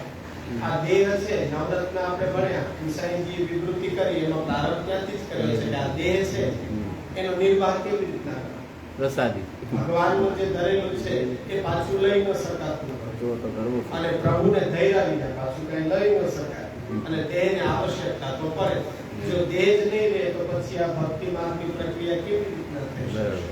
ત્યાં ખુલાસો દાન, સમર્પણ અને એ આત્મનિવેદનનો ડિફરન્સ જાણીને સમજી શકાય છે. એટલે આ ત્રણેય વચ્ચે દાન એવી અભિવ્યક્તિ છે કે જેમાં શબ્દો એ પ્રકારના વાપરીએ છીએ કે આપણી એ વસ્તુ ઉપરથી માલિકીનો હક આપણે ઉઠાવી દઈએ છીએ અને જેના માટે આપણે એ આપતા હોઈએ એની માલિકી આપણે એ વસ્તુ પર માની લઈએ. જેમ કે જન્માષ્ટમી પર શ્રીફળ ઉપર ભેટ ધરી. હવે ઈ ભેટ શું? પ્રભુની થઈ ગઈ. હવે એમાં તમારો કોઈ હક રહ્યો નહીં. એને આપણે અલગ ધરવું પડે. એને અડીને પણ હાથ ખાસા કરવા. આ જન્માષ્ટમી થી લઈને રાધાષ્ટમી સુધી એટલું ધ્યાન રાખવું પડે કે ઈ ખંડપાઠ ઉપર આવે શ્રીફળ અને એ ભેટ, એમાં જો હાથ આવી જાય તો તાત્કાલિક ખાસા કરવો પડે અને એ હાથ બીજે કઈ લાગી જવો જોઈએ નહીં. એટલે પછી રાધાષ્ટમી પછી એ ભેટ આવી જાય પછી એમ થાય કે હવે બહુ ચોકસાઈ જરૂર નથી.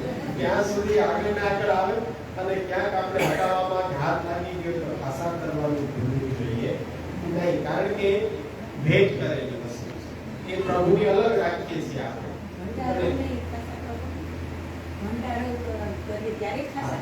જલ તવાઈ કહેવાય. આરતી પેટાવાની હોય, ઘંટાનાદ કરવાની ઘંટડી હોય, ત્યાં હાથ લાગીને પાછા હાથ ખાસા. કઈ ખબર ન પડે તો 2 વાર વધારે ખાસા કરી લેવા સારા. એટલે એમાં નહીં મરી જઈએ. એમાં રહેવાની વાત નથી, પણ જ્યાં ત્યાં હાથ લગાડીને સ્પર્શનો આપણને રહેતો હોય જેમ કે મોબાઈલ, હવે સર્વથા દૂર જ રાખવો પડે. કારણ કે આપણે ગમે તેવા હાથ આના ઉપર અડાડતા હોય, અડાડો તો પછી પાછો હાથ ખાસા કરવા ચાલુ કરે. આ રીતે રાખીને પછી સેવાનો કરે. ઘણા કરતા હોય છે કે ફોન લઈ લે પછી પાછા એ જ્યાં જ મૂકી દે બાજુમાં. આ સર્વથા એમાં તો ત્યાં છે કે હાથ ખાસા કરી દેવા અલગ રાખી. એટલું તો ધ્યાન રાખવું. ભેટ તો 2-3 વખત જ આવે ને આપણા વર્ષ. દાન એક જન્માષ્ટમી,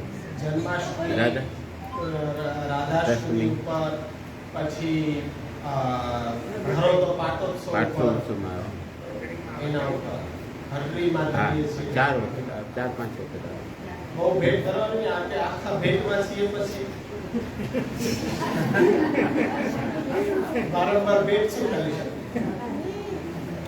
પહેલાનો પ્રકાર કેમ પડ્યો કે ઠાકોરજીની ભેટમાંથી સાજ કે જે આપણા ઉપયોગમાં ન આવવાના હોય એવા સાજ, ઠાકોરજીના શૃંગાર કે જે આપણે પહેરવાના ન હોય તો એ વસ્તુ સિદ્ધ થતી.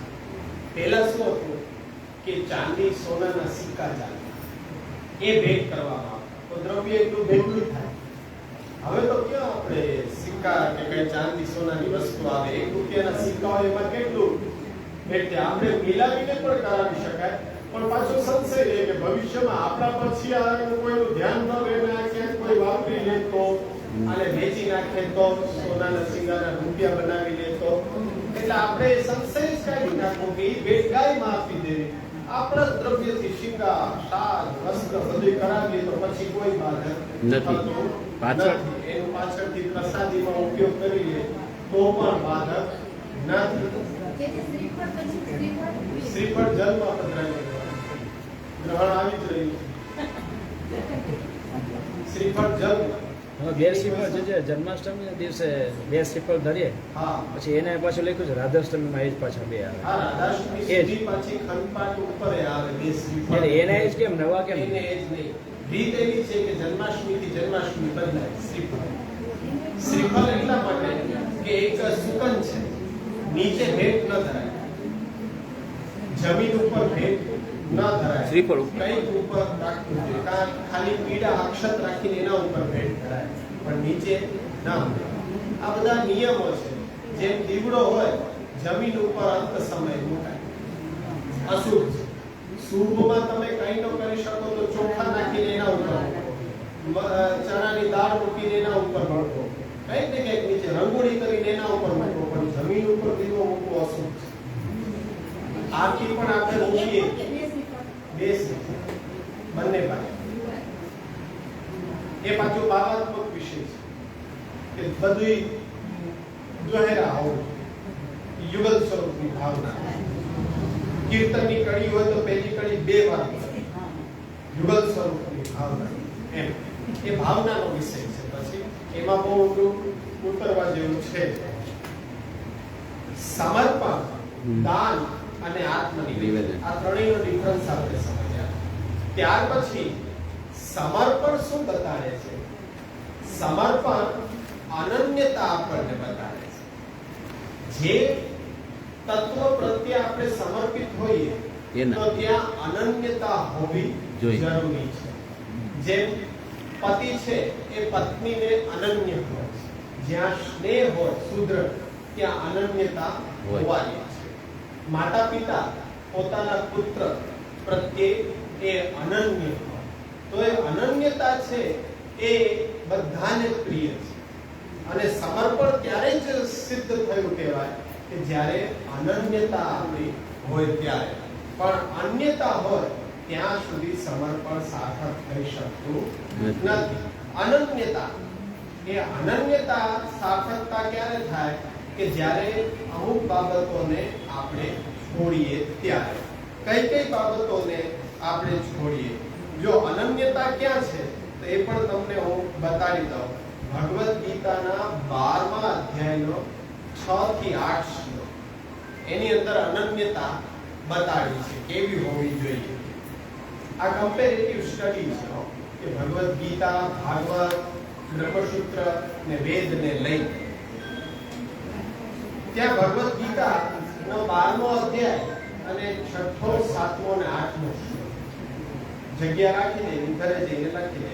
યે તુ સર્વાણી કર્માણિ મયि સંન્યસ્ય મત્પરા અનન્યેનૈવ યોગેન મામ ધ્યાયન્તુ ઉપાસતે. મારી ઉપાસના કેવી રીતના કરવી? અનન્ય થઈને કરવી. બધા જ કર્મો જે કરો છો એ મને નિવેદન કરી અને મારામાં એકતા થઈને તારે અનન્ય થવાનું. તેષાહમ સમુદ્ધરતા મૃત્યુ સંસાર સાગર ભવામિ ન ચિરાત્યાર્થ મયા વેશિત ચેતસા.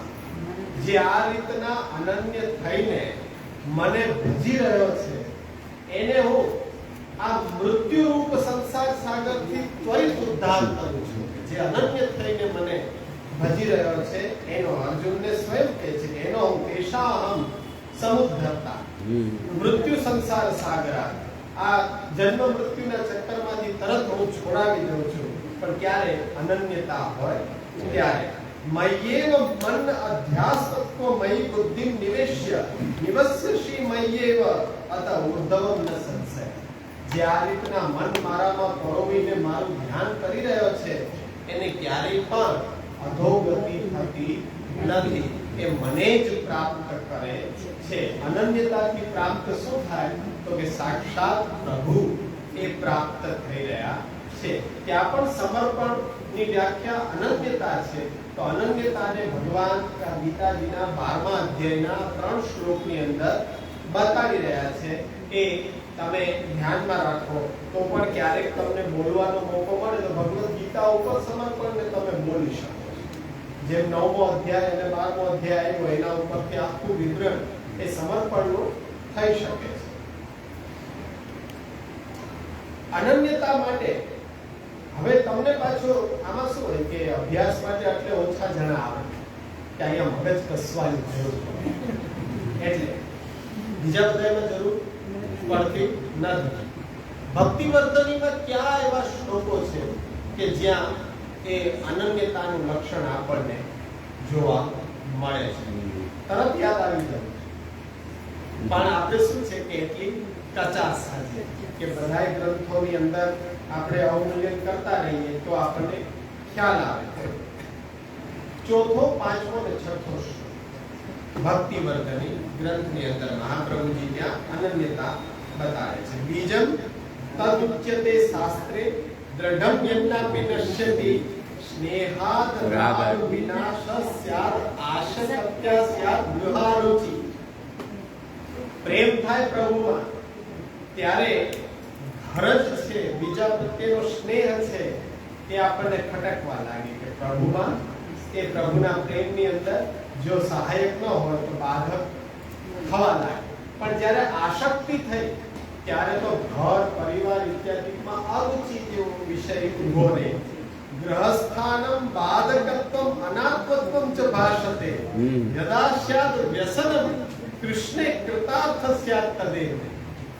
હવે આ વ્યસન અવસ્થા છે કે જ્યારે વ્યસન અવસ્થાની અંદર આજ ઘર પરિવારમાં જે આપણો સ્નેહ હતો એમાં અરુચિ થઈ અને હવે એ બાધક રૂપમાં આપણને લાગવા માટે કે આ બધું તો મને બાધક થઈ રહ્યું છે. તાદૃશસ્યાપી સતતમ ગેહસ્થાનમ વિનાશકમ ત્યાગમ કૃત્વા યતેજ વસ્તુ તદાર્થેક માનસઃ. આપનું માનસ હવે કેવું થઈ ગયું છે? પ્રભુમય થઈ ગયું છે. ત્યારે એને હવે એવા સ્થાનમાં રહેવું એ એના ભક્તિ ભાવનો વિનાશકારી બને છે, ભક્તિ બીજનો વિનાશકારી બને છે. એટલે વ્યસન અવસ્થામાં દેહ ધર્મ છે એ છોડવા પડતા નથી, છૂટી જાય છે. એ ગેહ સ્થાન છે વિનાશકમ કેવી રીતના છોડવું નથી પડતું, આપણને ભાન જ નથી રહેતા કે આપણે ક્યાં છીએ, કઈ અવસ્થામાં છીએ. એ વ્યસન અવસ્થાની અંદર દેહ ધર્મ છૂટી રહ્યા હતા. એટલે ગજ્જન ધાવનને આજ્ઞા કરી નવનીત પ્રિયાજી કે ચાલો આપણે બંને જઈને શ્રી મહાપ્રભુજીના ઘરે રહી. કારણ કે તારી પણ અવસ્થા એવી થઈ ગઈ છે કે દેહ ધર્મનો તને અધ્યાસ નથી રહેતો. એટલે હવે મહાપ્રભુજીની પણ ઈચ્છા છે કે નવનીત પ્રિયાજી પાછા પુનઃ મારી ઘરે પધારે. એટલે બેયનું એ મન છે એ સચવાઈ જાય તો તરત જ આ ગજ્જન ધાવનને લઈને મહાપ્રભુજીના ઘરે પધાર્યા. એ આસક્તિ અને વ્યસન અવસ્થામાં આ જ ગેહસ્થાન એ આપણને વિનાશ રૂપ થઈ જાય. તો તે ત્યાં અનન્યતાને બતાડવા માટે મહાપ્રભુજીએ એ બતાડેલું છે. પંચપદ્યમ તથાર્થિક માનસ આવે. પંચપદ્યમ માનસ જેટલું આમાં ઊંડા ઉતરો તો આપણે કંઈક ને કંઈક જોડાણ તો મળે છે. એ પણ તમે અહીંયા ટાંકી શકાય. તો અનન્યતા ખરેખર ઉત્તમ અધિકારીને તો અનન્યતા તરત પ્રાપ્ત થઈ જાય, પણ આપણા જેવા મધ્યમહીન અધિકારી માટે એ અવસ્થામાં પહોંચવા માટે સર્વપ્રથમ જરૂરી શું છે? તો સર્વપ્રથમ જરૂરી અમુક બાબતોનો ત્યાગ કરવાની જરૂર છે. કઈ બાબતોનો ત્યાગ કરશો? મુખ્યત્વે 4 બાબતોનો ત્યાગ કરવાનો મહાપ્રભુજી આજ્ઞા કરે છે કે અનન્યતા માટે 4 વસ્તુ જે બાધક થાય છે એને અવશ્ય તુરંત તમે છોડો. અન્યાશ્રય છે એ સર્વપ્રથમ આપણી અનન્યતામાં બાધક વિષય છે. પછી માર્ગ અંતર્ગત હોય કે માર્ગથી બહારનો અન્યાશ્રય હોય. અન્ય દેવી દેવતાઓને તો આપણે માનતા નથી, એટલું તો સ્પષ્ટ સમજ છે મહાપ્રભુજીની કૃપા. પણ માર્ગની અંદર રહેલા અન્યાશ્રય, કોઈ પાઠનો દુરુપયોગ કરવો, નવરત્ન ઇત્યાદિ ભાગવતના અમુક સ્તોત્રો કવચોનો દુરુપયોગ કરવો, નારાયણ કવચ, આ બધા કવચો, પૂતના કવચ, તે બધા કવચનો આપણા કોઈ લૌકિક પ્રશ્નો માટે ઉપયોગ કરવો. માર્ગ અંતર્ગત એ અન્યાશ્રય છે. અષ્ટાક્ષરનો ઉપયોગ કરવો કોઈ કામના સિદ્ધ કરવા માટે, તો અષ્ટાક્ષરથી પણ અન્યાશ્રય છે. તો એ અન્યાશ્રય ગિરિરાજજી યમુનાજીની માનતા એ પણ અન્યાશ્રયનું જ સ્વરૂપ છે. ભગવત સેવા છોડી ગિરિરાજજીને પરિશ્રમ દેવા જવો, દંડવતી પરિક્રમા કરીને અરે કરો છો શા માટે? મહાપ્રભુજીને દીધેલું બધું તો છે. પૂજન અંતર્ગત પરિક્રમા છે, પરિક્રમા દેવાની ના નથી કહેતો. દંડવતી પરિક્રમા જેવો ક્રમ આપણા સંપ્રદાયમાં નથી. પરિક્રમા તમે દઈ શકો ભક્તિ ભાવ અભિવૃદ્ધિ માટે. જ્યાં પ્રભુએ લીલા કરી છે એ પ્રજરજ નો આનંદ, પ્રભુની લીલાનો અવગાહન કરતા કરતા પરિક્રમા, એમાં કોઈ બાદ નથી. બ્રજમાં જવાનો પણ કોઈ બાદ નથી. પણ કોઈ કામના સાથે કે બ્રજની અંદર પણ જઈને આપણા ઘરથી કંઈક અધિક અહોભાવ આપણને થવો, એ જ બ્રજ આપણા ઘરમાં છે, એ જે દર્શન આપણા હૃદયમાં કરીને લાવ્યા, એ આપણા ઘરની અંદર અનુભવ કરવો એ ખરેખર વ્રજ યાત્રા છે. હમણાં દિવસો ચાલુ થશે સાંજના. શું છે કે રોજે રોજ આવતા સ્થળોનું તમે એ અહીંયા મહત્વ લીલાનું અવગાહન કરો તો એ વ્રજ યાત્રા જ છે. વ્રજ યાત્રા જ છે. ચાતુર્માસની અંદર વ્રજયાત્રા કરવાનું મહત્વ શું હશે? અરે વ્રજયાત્રા પુરાણોની અંદર કથા છે કે ચાતુર્માસની અંદર વ્રજભૂમિની અંદર જેટલા પણ તીર્થ ક્ષેત્રો છે એ બધા તીર્થ ક્ષેત્રો ચાતુર્માસ વ્રજની અંદર વાસ કરે છે. એટલે એમના દર્શન માટે બધા આ ભાદરવા મહિનામાં કેમ હોય લીલી પરિક્રમા વૈષ્ણવ કેટલા બધા એટલે એ મહાત્મય વ્રજની અંદર એ પુરાણોની અંદર બતાડવામાં આવ્યું છે કે ત્યારે ત્યાં જવું વધારે ફલદાયક છે. બધા તીર્થ ક્ષેત્રો ત્યાં ઉપસ્થિત હોય છે. અને અધિક માસની અંદર પણ બધા આદિદેવિક સ્વરૂપે અધિક માસમાં ત્યાં બિરાજે છે. અધિક માસમાં પણ બધા એ તીર્થયાત્રા કરવા જતા હોય છે. આ લીલી પરિક્રમાનું સ્વારસ્ય એટલે અત્યારના ચાતુર્માસ ચાલતો એની અંદર બધા તીર્થ ક્ષેત્રો ત્યાં એ વાસ વ્રજની અંદર કરતા હોય. બધાનો લાભ એકારે મળે. જવાની જરૂર નથી.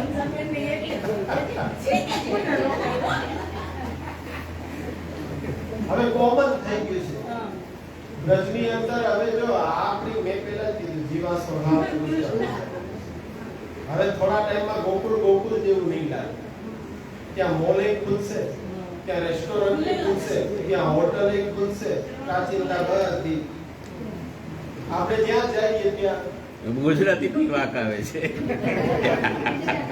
ગુજરાતી કરે કોઈ પ્લેટ લેવા માંડ્યા ને રૂમ લેવા માંડ્યા. ત્યાં કઈ એવા ભાવ પાછા ભૂલવા માંડ્યા. મારા બાપુ ત્યાં બધું કોઈ સત્સંગ કરાવે તો ત્યાં ઓળ ઘોડ. પછી ભલે સત્સંગ ગમે ત્યાં થઈ ગયું છે જાતો જતી ઉત્તર દક્ષિણના છેડા ભેગા ન થતા ગમે ઈ કે તમે જીવી ગયા 80 વર્ષ એટલે ઊંચની 58-60 વર્ષના એ ડોસા ડોસલી બિચારા કઈ હચવાતા નો ત્યાં જઈને પડ્યા. પછી અમને તો બધા કહે ને તો અમને તો હિસ્ટ્રી ખબર એટલે અમે કે જે આમ રજવાસ કરે છે કે એમ આ માના અહીંયા આવી ગયા મનમાં કહે કે હવે શું અહીંયા નીકળે આ ભાઈ ત્યાં પહોંચી ગયા છે કે એમ અહીં તો બધા લોકો રૂકે તો હવે અહીંયા એવું કઈ આવો ભાવ કરવાની જરૂર નથી કે ધોતીબંધી પહેરી વ્રજમાં રહે તો શું થાય. અહીં તો ઘરમાં રહીને ઘરમે ही વ્રજ કી પુણ્ય એ વ્રજ ભક્તો આમે જે વ્રજનો મહાત્મય સમજીને પ્રભુ સેવા કરે તોય નિષ્ફળતા છે ને. પોતાના ઘરના સ્વરૂપથી બીજું કોઈ મોટું છે જ નહીં. હા, સાર્થકતા નથી એમાં. સાર્થકતા એટલે અહીંયા અનન્યતા માટે શું જરૂરી છે હવે એ સમજો. અન્યાશ્રય. અન્યાશ્રય શેના લીધે થતો હશે? એના કારણો કેટલા એ વિચારવા પાછળ જરૂરી છે ને. અન્યાશ્રય શા માટે થાય? શું એવી પરિસ્થિતિ ઊભી આવી જાય કે તમારે કૃષ્ણને છોડીને અન્ય દેવી દેવતાઓ પાસે હાથ પસારવો પડે? એના પણ કારણો છે, બાજુમાં નોંધી લેવા. અસંતોષ પહેલો અન્યાશ્રય માટે. કારણ કે પુષ્ટિ ભક્તિ સંપ્રદાયમાં તો યથાલાભ સંતોષ. તમને દાળ રોટીનો વાંધો નહીં આવે કોઈ દિવસ, પણ ગાડી બંગલા થશે નહીં. એવું નથી કે ન થાય. પ્રભુમાં જો ચિત્ત હોય અને તો પ્રભુને દેવું હોય તો સુદામાને જે પોતાના ચિત્તોધારે ઈશ્વરે આપી દીધું મળી શકે. પણ આપણી કામના એ હોવી જોઈએ નહીં. પણ કામના છે, સંતોષ નથી, અસંતોષ છે તો પછી બીજો ઉપાય આપણે કરવા માટે પ્રેરાય છે. અમારો ધંધો જ ચાલતો નથી, કઈક એવું બતાવો ને કે ચાલવા મળે. એટલે હવે એવું તો અમારી પાસે કઈ એવું યંત્ર નથી કે જેનાથી ચાલવા મળે. જે આપણી કામના પૂર્ણ ન થાય એટલે અસંતોષ પ્રકટ થઈ જાય. હા, કામના જે છે એટલે આપણી કામના પૂર્ણ ન થાય તો અસંતોષ થાય. મન થાય દુઃખહાનો તથા પાપે ભયે કામાદ્ય પૂર્ણે કામાદ્ય અપૂર્ણે અવસ્થા. સપ્તમી વિભક્તિનો પ્રયોગ કર્યો. કામાદ્ય પૂર્ણે, કામના અપૂર્ણ રહી જાય એવી અવસ્થાની અંદર ભગવદ આશ્રય છૂટવાનો પૂરેપૂરો ભય રહ્યો છે. પણ એમાં માનવું કે ભગવાનની કઈ ઈચ્છા યોગ્ય જ અને સારી છે. જીવ દ્રષ્ટિ આપણને ખ્યાલ નથી આવી રહ્યો. બહુ આગળ જઈને ખ્યાલ આવે કે આ જો સિદ્ધ થઈ ગયું હોત ત્યારે તો આપણે આ જગ્યાએ ન હોતા, આજે ક્યાંક બીજે સંસારમાં ભટકતા હોત. પણ પ્રભુએ સિદ્ધ ન થવા દીધું તો એ કૃપા જે આજે ખબર પડે છે કે આપણે અહીંયા ઉપસ્થિત છીએ, બાકી હોઈએ ન હોય. બીજું છે ભય. ભયને કારણે અન્યાશ્રય કે પરંપરાગત જે દેવી દેવતાઓનું પૂજન અર્ચન કરતા હોઈએ છોડવામાં ભય લાગે કે કદાચ આપણને દંડને પાત્ર તે ગણશે તો ત્યાં સ્વરૂપનું અજ્ઞાન છે, પ્રભુના સ્વરૂપનું અજ્ઞાન, સ્વસેવ્ય સ્વરૂપનું અજ્ઞાન છે. કર્તુમ અકર્તુમ અન્યથા કર્તુમ સર્વ સામર્થ્ય યુક્ત પરબ્રહ્મ તુ કૃષ્ણો હિ, એની ઉણપ, મહાત્મ્ય જ્ઞાનની ઉણપ તો ભય અપાર. બાકી એના અનુચરો સેવકો જ આ દેવી દેવતાઓ છે. મૂળને સિંચન કરી રહ્યા છો, ડાળી પાંદડાને સિંચન કરવાથી શું થાય? તો મૂળ જ્યારે બધાનું એક જ પ્રભુ શ્રી કૃષ્ણ છે તો એનું ભજન કરશો. મયાસ્યાતુ તો ભયમ, મારા એકવાર થઈ ગયા પછી તમને કોણ વાતો કરી શકે? ઠાકોરજી એમ બોલે છે. સંસ્કૃતમાં પાઠ કરવાનો અર્થ શું કે તમને ટોન આપે. તમારે એવું બોલવાનું કે મયાસ્યાતુ તો ભયમ. ઠાકોરજી એમ કહેતા હોય ઉત્કર્ષ લઈને કે મારા થઈ ગયા પછી મારી તમે એ સત્તાને ઓળખતા નથી, અત્ર તત્ર સર્વત્ર કોણ તમારો વાતો કરી શકે? એ પાઠ કરવાનો પણ ટોન. મહાપ્રભુજી જેમ આપણને જ ઉપદેશ કરી રહ્યા છે એમ 16 ગ્રંથનો પાઠ કરવો. અવિશ્વાસ ત્રીજું કારણ છે, અવિશ્વાસ. આપણા પ્રભુ ઉપર અવિશ્વાસ એ મહાન બાધક છે. મહાપ્રભુજી વારંવાર ટાંકતા હોય છે અવિશ્વાસો ન કર્તવ્ય સર્વથા બાધક છે. વિવેક દરિયા છે. ચોથું કારણ છે પ્રભુ સ્વરૂપનું અજ્ઞાન. પ્રભુ સ્વરૂપનું અજ્ઞાન. આપણા ઉપર બિરાજતો પ્રભુ નું સ્વરૂપ શું છે? કૃષ્ણાત પરમ નાસ્તિ દેવ વસ્તુતો દોષ વર્જિત. તો એ મહાપ્રભુજી જે છે કૃષ્ણાત પરમ નાસ્તિ દેવ. અર્જુનમાં સ્વયં ભગવાન મુખારવિંદથી આજ્ઞા કરે છે મારાથી પર બીજું કોઈ તત્વ જ નથી. ધનંજય 7મા અધ્યાયની અંદર ત્યાં તો હવે તો સ્પષ્ટ થઈ ગયું ને કે ભગવાનને છોડીને બીજું કોઈ છે જ નહીં. પ્રભુ સ્વરૂપનું અજ્ઞાન. અંતકરણમાં અને પાંચમું છે દૂષણ. દૂષણ વાર્તા યાદ રાખો કે મહાપ્રભુજીના સેવકને સ્ત્રી પુરુષ અને બાજુમાં પાડોશમાં દેવી ઉપાસક સ્ત્રી. એ વાર્તાને યાદ કરી લો તો પરાણે દૂષણ ખેંચી જાય આપણને. અને દૂષણ એકવાર લાગ્યા પછી આપણે પણ ક્યારે આપણો રસ્તો ભટકી જઈએ. પ્રબલ છે અત્યારે, ગોતવા જાવ ન પડે, સામેથી દ્વાર ઉપર થથડાવે આવી. ઘરમાં બેઠા હોય ત્યાં આવે દૂષણ. મોબાઈલ થી આવે, ટીવી થી આવે અને સાક્ષાતે આવે. અને પાછું એ દૂષણ એવો પ્રબલ હોય કે તમારી શ્રદ્ધા વિશ્વાસ નો ચોલો પહેરીને આવે તમારી સામે. એટલે તમે થાપ ખાઈ જ જાઓ. તમારી અડગ શ્રદ્ધા હોય એનો ચોલો પહેરીને આવે એટલે તમે તાત્કાલિક ભગવત ભક્તો આમાં તો થાપ ખાઈ જાય તો આપણે તો ક્યાં વિચાર ના આવે. એટલે બચીને રહેવું જોઈએ દૂષણ. તો અન્યાશ્રય ના થાય. અને છઠ્ઠું કારણ એનું સિદ્ધાંતનું અજ્ઞાન. સિદ્ધાંતનું અજ્ઞાન હોય. શ્રી મહાપ્રભુજીના સિદ્ધાંત શું છે એ સમજો. અન્યસ્ય ભજનમ તત્ર સ્વતો ગમનમેવ ચ પ્રાર્થના કાર્ય માત્રેપી તતો અન્યત્ર વિવર્જયેત. શબ્દ ઉપર ભાર વિશેષ પ્રકારે વર્જન શા માટે કીધું? એ જરૂરી છે અત્યંત અનન્યતા માટે, દ્રઢ આશ્રય માટે. જો આમાંથી એક પણ કારણ જો હશે તો અન્યાશ્રય આવીને ઉભો રહેશે ને. એ અનન્યતામાં બાધક છે. અન્યાશ્રયના 6 કારણો છે. નિરાતે વિચાર કરશો તો ઘણું બધું આપણને આમાં સમજવા મળશે. પછી જે સિદ્ધાંત રહસ્યના અભ્યાસમાં આવશે. અનન્યતા માટે જરૂરી છે અસમર્પિત વસ્તુનો ત્યાગ. અનન્યતા માટે અસમર્પિત વસ્તુનો ત્યાગ. અન્નનો ત્યાગ નહીં થાય. વસ્તુ ખાવા પીવા સુધી સીમિત નથી. વાણી, વિચાર, વર્તન, વ્યવહાર આ બધું આવી જાય વસ્તુ શબ્દની અંદર.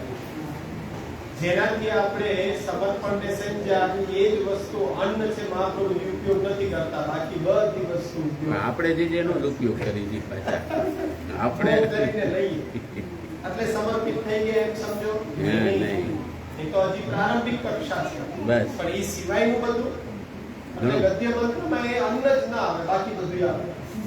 આખો ગદ્ય મંત્ર યાદ કરી લો. અન્ન ક્યાંય નહીં આવે.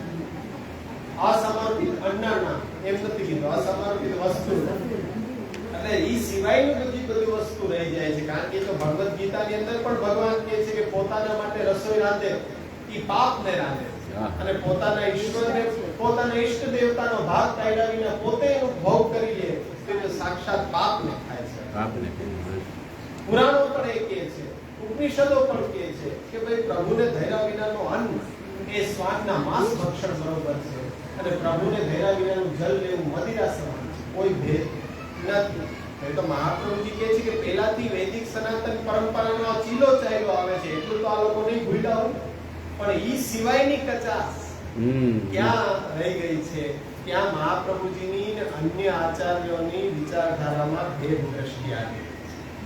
બધા ખાલી સુખભોગ ત્યાગ કરવાની વાત કરી રહ્યા છે. સુખભોગ ત્યાગ કર્યા વિના, ભોગ વિલાસ છોડ્યા વિના પ્રભુ પ્રાપ્તિ અશક્ય છે. વૈરાગ્ય વિના પ્રભુ પ્રાપ્તિ અશક્ય છે.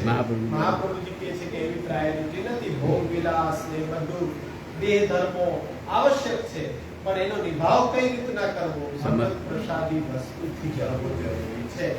સ્વાદ માણવો એ કોઈ પ્રતિબંધ નથી. બીજા સંપ્રદાયને એમ કહે છે કે સ્વાદ આવ્યો એટલે તમે ભગવત ભક્તિથી વિચલિત થયા. પણ મહાપ્રભુજી કહે છે કે સ્વાદ કોઈ વસ્તુનો ન હોવો જોઈએ, વાનગીનો ન હોવો જોઈએ, કોઈ વિષયનો ન હોવો જોઈએ સ્વતંત્ર.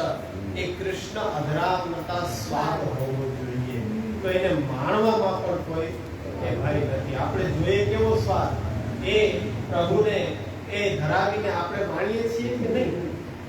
વરસાદ પડી રહ્યો છે તો ભજીયા, ગાંઠિયા એનો સ્વાદ લેવામાં પણ બહારથી લઈને આનંદ માણવામાં માંગો છે, પણ પ્રભુને ધરાવીને લેવામાં કોઈ બાદ છે નહીં. આ બીડા, પ્રસાદી અત્તર, માલા, આ બધું શું છે? આપણા ઇન્દ્રિયો માટેના જરૂરી અલૌકિક ભોગ છે. લૌકિક નથી રહેતા, અલૌકિક થઈ જાય છે. ભગવત પ્રસાદી છે એટલા. એટલે એ રીતના અસમર્પિતનો ત્યાગ કરવો. ત્રીજી વસ્તુ છે અસદા લાભ.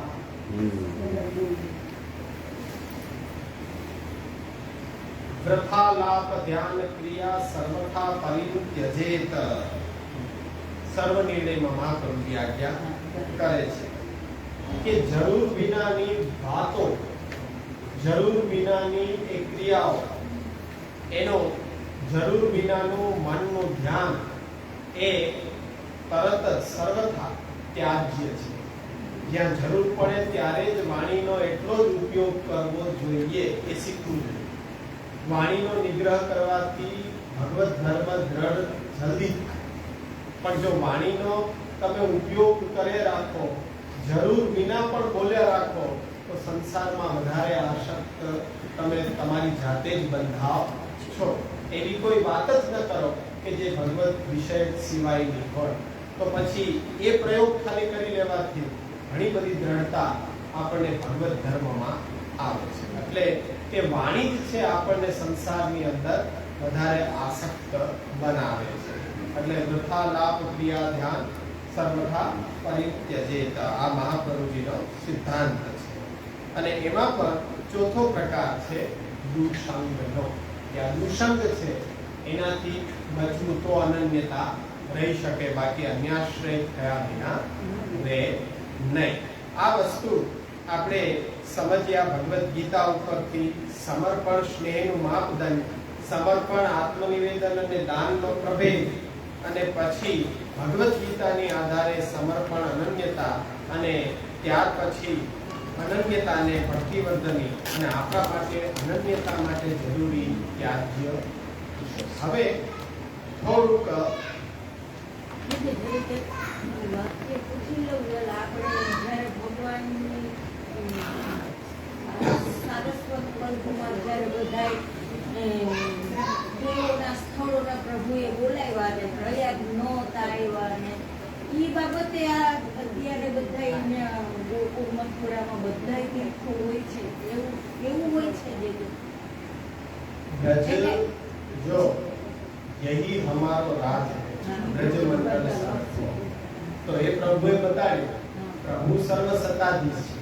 પ્રભુએ નંદરાયજી યશોદાજી માટે આવાહન કર્યા હા અને એ આવાહનની અંદર બધાને એની પરાધીન તો રહેવું જ પડે. હા હા એ અર્થે ત્યાં બ્રજની અંદર આ તમામ તીર્થો છે કે જે કામની અંદર સર્વ તીર્થોનો વાસ કાયમ છે. પ્રભુ દ્વારા કે પ્રભુએ આવાહન કર્યું એમની આજ્ઞા પાલન એક બધાએ કરવું જરૂરી છે. પ્રયાગને પોતાનું મહત્વ લાગ્યું, અહંકાર હતો, તો હવે ત્યાં જ કુંડની અંદર સ્નાન કરી લેવાથી 100 વાર પ્રયાગ બનાવે એટલું પુણ્ય ત્યાં મળ્યું. પ્રયાગને પણ પોતાના અહંકારનું ભાન થયું એટલે ત્યાં એ મને ક્યારેક બધા વૈષ્ણવ ચાતુર્માસમાં જાય ને એટલે મને પ્રશ્ન સોલ્વ થઈ ગયો જે આપણે ગમે ત્યારે જઈ શકીએ. રસ્તો આપણા માટે એ જ સ્વરૂપ છે. હા પણ આવું કોઈ હાથમાંય બંધાઈને જવું હોય હા. તો બધા આમાં પ્રાય કરીને જાય છે. પણ હવે વ્રજયાત્રાની તો કથા જ એ કથા કરવા બેસીએ તો વિષય પાછો ડાયવર્ટ થઈ જાય. પણ આપણે બની શકે એટલા વિષય ઉપર જ રહીએ જેથી કરીને બીજું બધું તો બધાને આપોઆપ ખ્યાલ આવી જાય. અને ન આવી જાય તો અમને પૂછવું તો અમે અલગથી કથા માંડી દઈએ. એમાં એવું જે છે લખી દેવું પડે કે ઇનકી વાર્તા કહાતા એવા બધા વિશિષ્ટ છે કે એની વાર્તા ક્યાં સુધી કે આવતા વખતે હવે આપણે સેના ઉપર વિચાર કરીએ છીએ. ભગવદ ગીતાનો 26મો શ્લોક એના આધારિત ઉપરથી આખું સિદ્ધાંત રહસ્યનો આપણે અભ્યાસ કરીશું અને વાર્તા સાહિત્યમાંથી પણ જોશું. અધ્યાય 9 ભગવદ ગીતાનો અને 26મો શ્લોક મે યચ્છતિ ભક્ત્યા પ્રયચ્છતિ ભક્તિ ઉપરતમ પ્રયચ્છતિ અને પ્રયતાત્મા ભૂત્વા પ્રયચ્છતિ. અઘરો વિષય થોડો કરીને પણ સરળતાથી આપણે એનો અભ્યાસ કરશું કે શું છે ભક્ત્યા પ્રયચ્છતિ, શું ભક્તિ ઉપરતમ, અને એનો વિચાર આપણે એ વાર્તા સાહિત્ય પદ્મનાભદાસજી વાર્તા ઉપર કરીશું. એટલે એક નવી દ્રષ્ટિ પાછી સિદ્ધાંત રહસ્ય ભણવાની આપણને મળે. એટલે એના ઉપર આધારિત થઈને થોડુંક પછી તમને શ્રી ગુસાઈજીનો એક લેખ 11મા સ્કંદ ઉપર છે, શ્લોક ઉપર, એના ઉપર હું તમને લઈ જઈશ. પછી સિદ્ધાંત રહસ્યને સરળ રીતે શબ્દ અન્વયાર્થ સાથે એક વખત અભ્યાસ કરી લેશું અને પછી જે ટીકા ગ્રંથો તમારી પાસે છે એ એક એક શ્લોક ઉપર બધી ટીકાકારોનો શું વિચાર છે જોતા જશું. એક સાથે આપણે એ બધા ટીકાકારોના એ મંતવ્યોને આપણી આખી સરળ રીતે નવા આવનારને પણ અભ્યાસમાં રુચિ થાય, જેને ભણી લીધું છે એને કંઈક નૂતન દ્રષ્ટિ મળે. કે અઠવાડિયામાં પદ્મનાભદાસજીની વાર્તા જોવે ને ગીતાજીના 26મા અધ્યાયની ગીતાજીના 9મો અધ્યાય 26મો શ્લોક એને તાકવાનો પ્રયત્ન કરે કે શું છે. પછી આવતા શુક્રવારે આપણે એને આગળ ભણીએ. બહુ સરળતાથી આપણે જાશું જેથી કરીને નવીન દ્રષ્ટિ આપણને પ્રાપ્ત થાય ભગવદ ગીતા વિશે પણ એ અલગ જ્ઞાન. એટલે એ સમજાઈ જાય એ રીતના આપણે અભ્યાસ કરીશું. આ શ્રેણી ઉપર ધ્યાન કરી અને આજે અહીંયા જ આપણે રાખીએ.